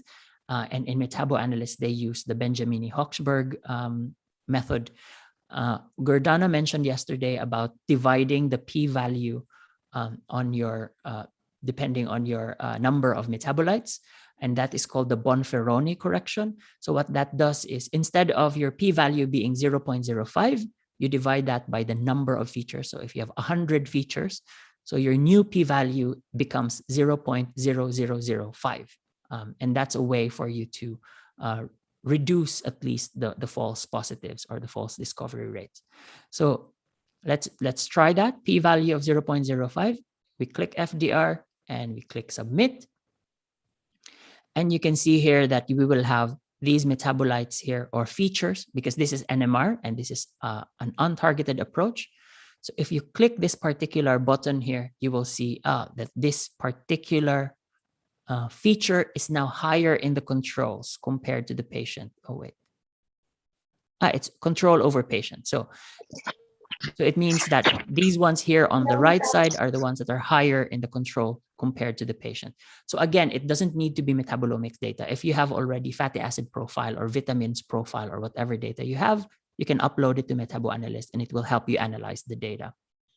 On the contrary, if you click this here on the left side, you will see that these are the metabolites that are higher in the patient group compared to the control group. And then, you can then make sense of what could be the underlying mechanism driving the disease. If you, for example, gather all these significantly associated metabolites and you identify them, then you would get an indication of what could be causing the disease or what's associated with the disease. There are many data analysis tools you can use here in MetaboAnalyst, but one of the things Gordana mentioned yesterday as well, that if you have an untargeted approach, you usually get a lot of different features. So normal t-tests will not be sufficient. You need a way to look at your data in a multivariate scale. So that's when we have things like principal component analysis and PLSDA, an example of which was given by Albert a while ago. So let's start with PCA. So PCA is called Principal Components Analysis. It is an unsupervised kind of data analysis. We don't tell the algorithm which ones are the disease and which ones are the controls. it just clusters your patients together based on the metabolome profile. So as you can see here, just simply based on the metabolome profile, the PCA already discovered that your control population tends to cluster. It means that they have a very similar metabolome profile compared to your patient groups. So your patient groups are not clustered with your control group. So it's a very good way of analyzing inherent clustering within your data. What it does is it tries to maximize the variance in your data set. So it tries to explain a megavariate analysis, a very big data. So in this case, we have 200 features. It reduces the dimensions and tries to explain your data into 2 features. So instead of having 200 variables, you now have only 2 variables to look at your data. And each of these variables are representing, PC1 is a representation of the 200 variables. We can have a separate discussion later on how PCA really works, but it suffices for us now to know that if you use PCA, we can then cluster the data. It also is a good way for us to check whether there are outliers in our data set. So we can see here that this particular patient, his or her urinary metabolome is very different from the rest of the group. So it's a good way for us to detect, okay, well, we should investigate this particular patient. Maybe this patient has an anti-lipemic drug consumption, or maybe this patient did not really collect the samples very well. So it's a good way for us to do that. So PCA is unsupervised. It means we're not telling the software who is a patient and who is a control. On the other hand, if we want to know which metabolites are associated with the disease, then we would need a supervised approach. And that's when we have here on the left side, PLSDA. So PLSDA, as Albert presented a while ago, it is a supervised analysis. We tell the algorithm which is the control and which is the patient, and the algorithm maximizes the variance that can distinguish the control from the patient groups. So if we have this 2D scores plot, we can see that the algorithm was really able to distinguish the controls from the patient group, which we already got from the PCA. But the more important thing of PLSDA is getting the loadings plot, or the important features. So if you click this important features here, it will tell you which metabolites or which features are most predictive of the outcome. So this bin 270, because this is an NMR analysis, so you get the bins, it tends to be the one that is contributing most to the separation between patient and controls. And we see here that it's higher in the control group, it's lower in the patient group. And if we are able to understand what this bin 270, if we're able to identify that, then we can make sense of what biological features are associated with the disease. Okay, do we have questions so far? Yes, Brian, we have. Yes. And this is from YouTube. Yeah. Yes. This is actually from Dr. Sofia Amara. She's trying to confirm if she's about to design a metabolomic study for dietary intervention. Are these the things that she need to consider? First, the metabolites in the foods, and second, the genotype of the subjects. Well, that's a different topic entirely. As Albert says, that really depends on your question.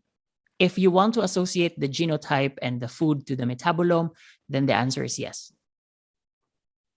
Okay. Yeah. So MetaboAnalyst, as I said, is a simplistic, it's a streamlined data analysis platform, very user-friendly, as you can see.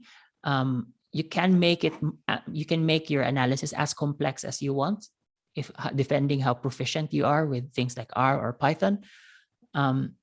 But what it cannot do for the moment is do some sort of, let's say, if you want to do Mendelian randomization, or what Albert presented a while ago, which genetic variants are associated with different metabolic profiles, for example.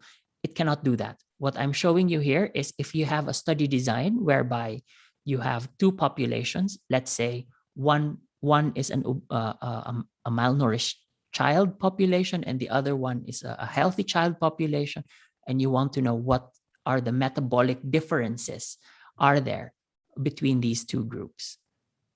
Okay, I hope that's clear so far. Do you have other questions? Yes, we do have. This one's question from Michael Bacchus of TGC Mindanao. Can this workflow be also applied for proteome profiling?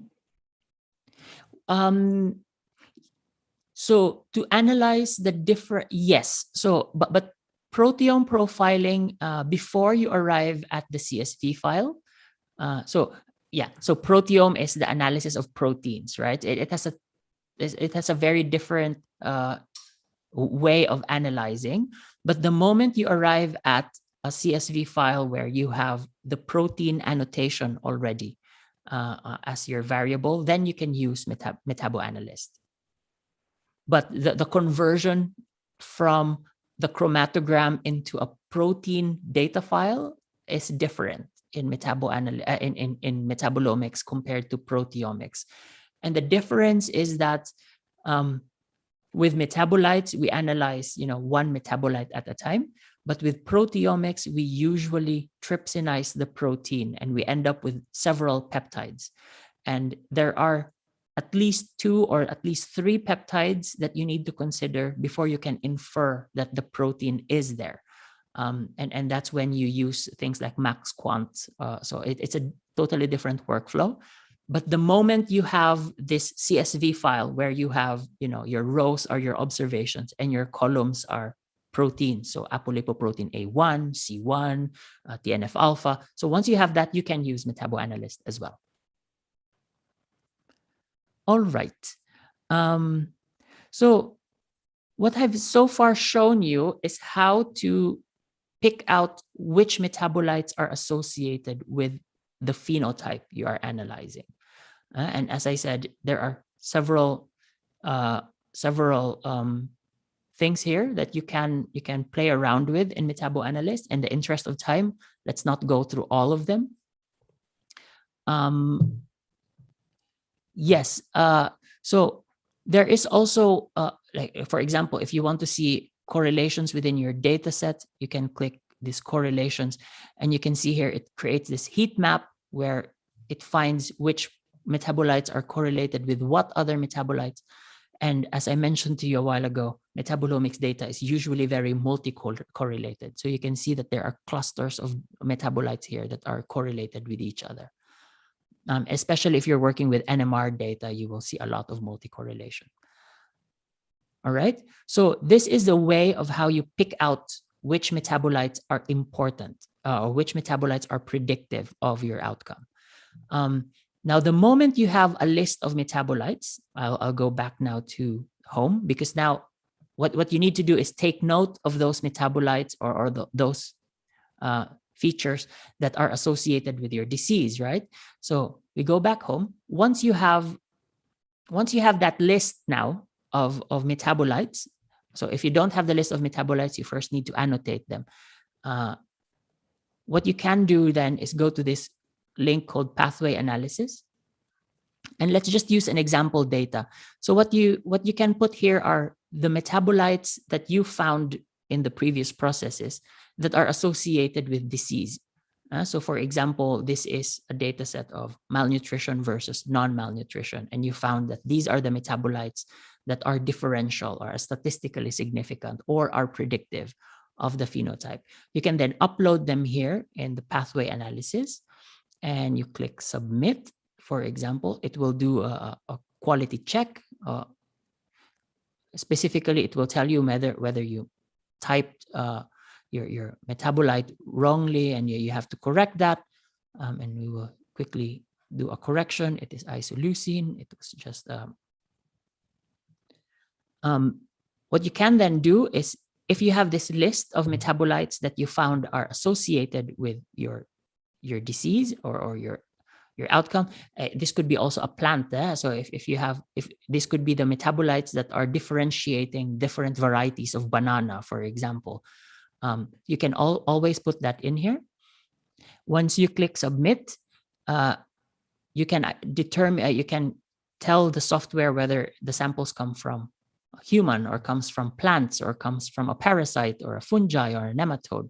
So because these different organisms, of course, have different metabolic pathways. Once you click submit, it will show you this very interesting plot. So this plot is it pegs your samples to the KEGG pathway, for example. So it tells you which pathways are most associated with your disease in question. So this is the strength of the association towards that impact. This is the p-value once again. And if you click this, so the p-value, it means it's statistically associated with your disease, for example. So you have the p-value here, if they are corrected, it appears that this metabolite, this pathway here is very much associated with your disease. And then you can get a glimpse of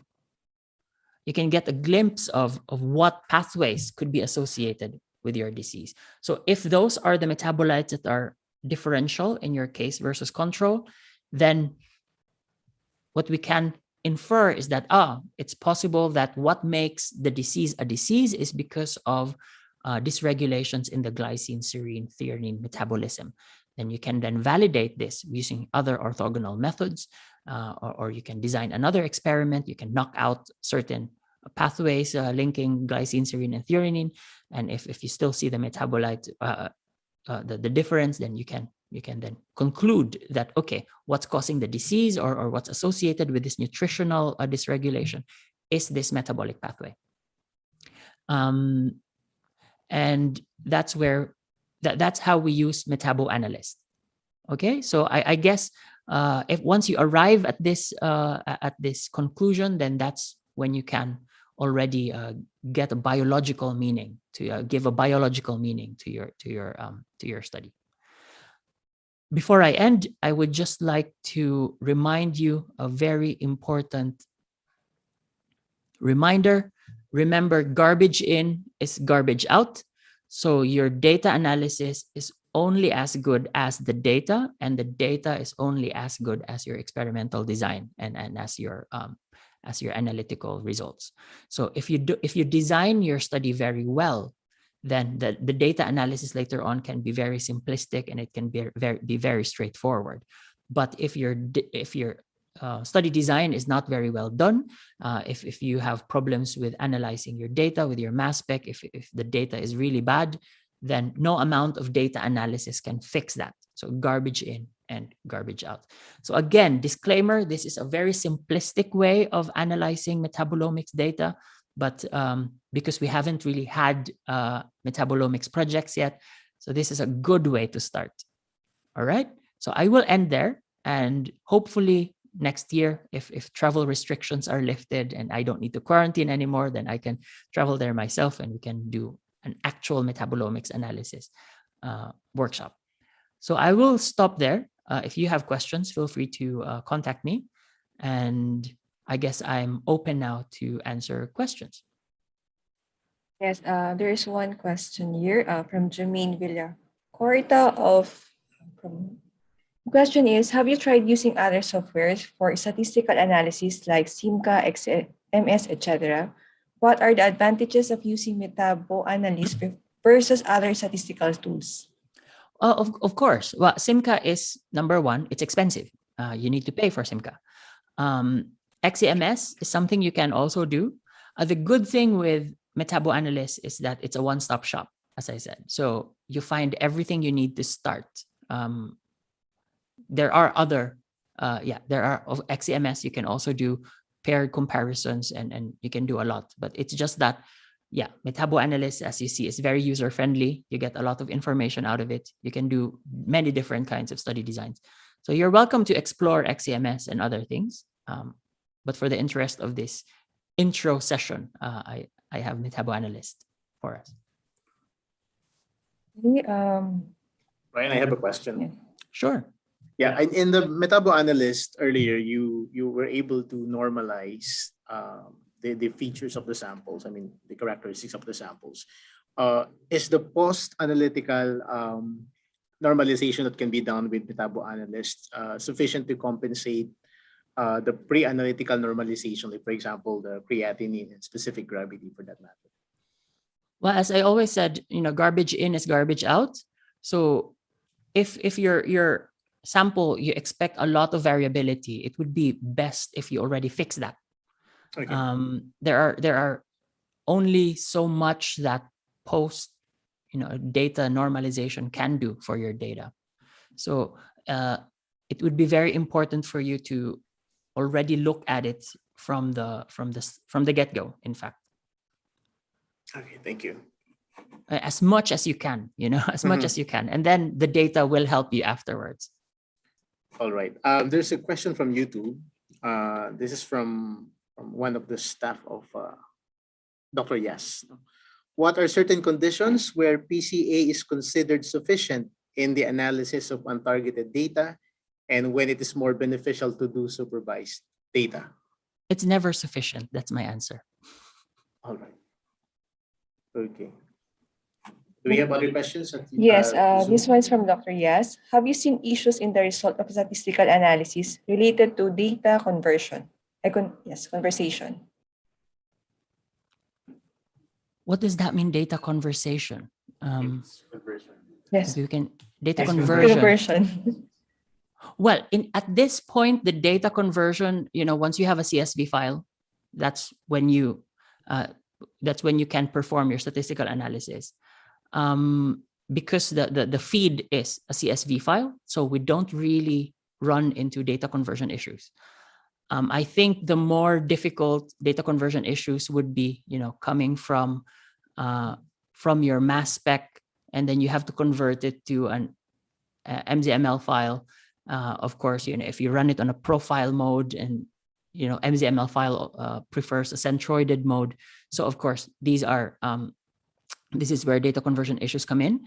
But we have to understand that these tools that we have for metabolomics analysis, these are hypothesis generating tools, right? So these are, once you have insight on what possible pathways are there, then you will then need to validate these pathways in a more targeted way. So then you don't run into these data conversion issues anymore, right? So there will always be misses when you convert one data form into another. But as I said, whatever information you get from a metabolomics analysis, you will have to validate that anyway. So just to make sure that what you're seeing is not an artifact of the data conversion issue. And there's an interesting question here about metabolomics data sets. Yes, there are. So Albert mentioned that a while ago. Let me share my screen again. So this is one of them, metabolites. You can Google that. So if you enter metabolites, you can do you can look for available data sets for metabolomics. Another one is metabolomics data workbench.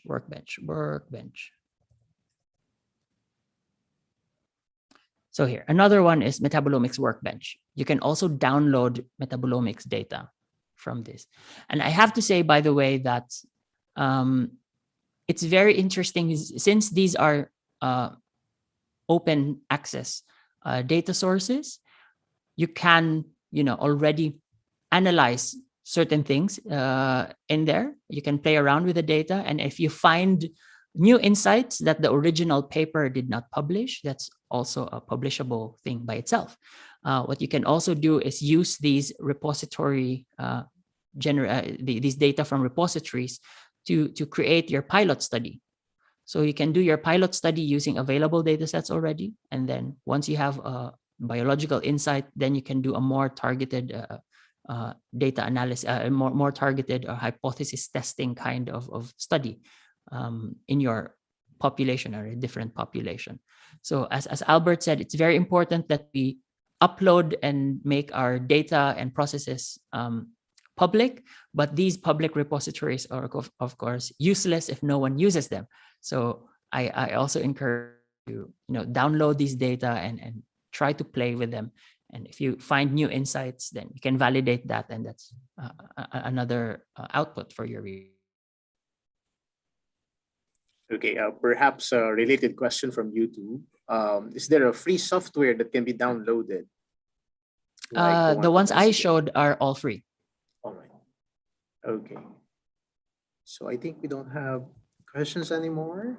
So I guess it's very worthwhile to have a walkthrough on how to go about the analysis. But perhaps, Brian, we can convene the same group when we have the exact data for metabolomics, and then we'll be waiting for you to arrive here in the Philippines after all the restrictions, so you can actually do a hands-on, perhaps. Yes.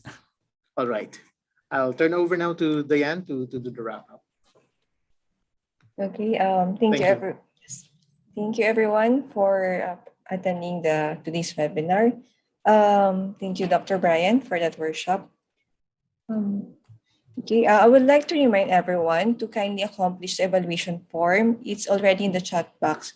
The certificate of participation will be available once you answer the evaluation link. You may avail your certificates starting October 20, 2021. Again, we would like to thank you everyone for attending today's webinar. And tomorrow, let's meet again. Tomorrow is the lecture 5 of Dr. Laura Rigetti. Thank you everyone, and see you tomorrow. Bye. How about the virtual clap for Brian and Yes. Oh, thank you. Albert earlier. Thank you, everyone. All right. See you tomorrow. See you tomorrow. Ingat po tayo.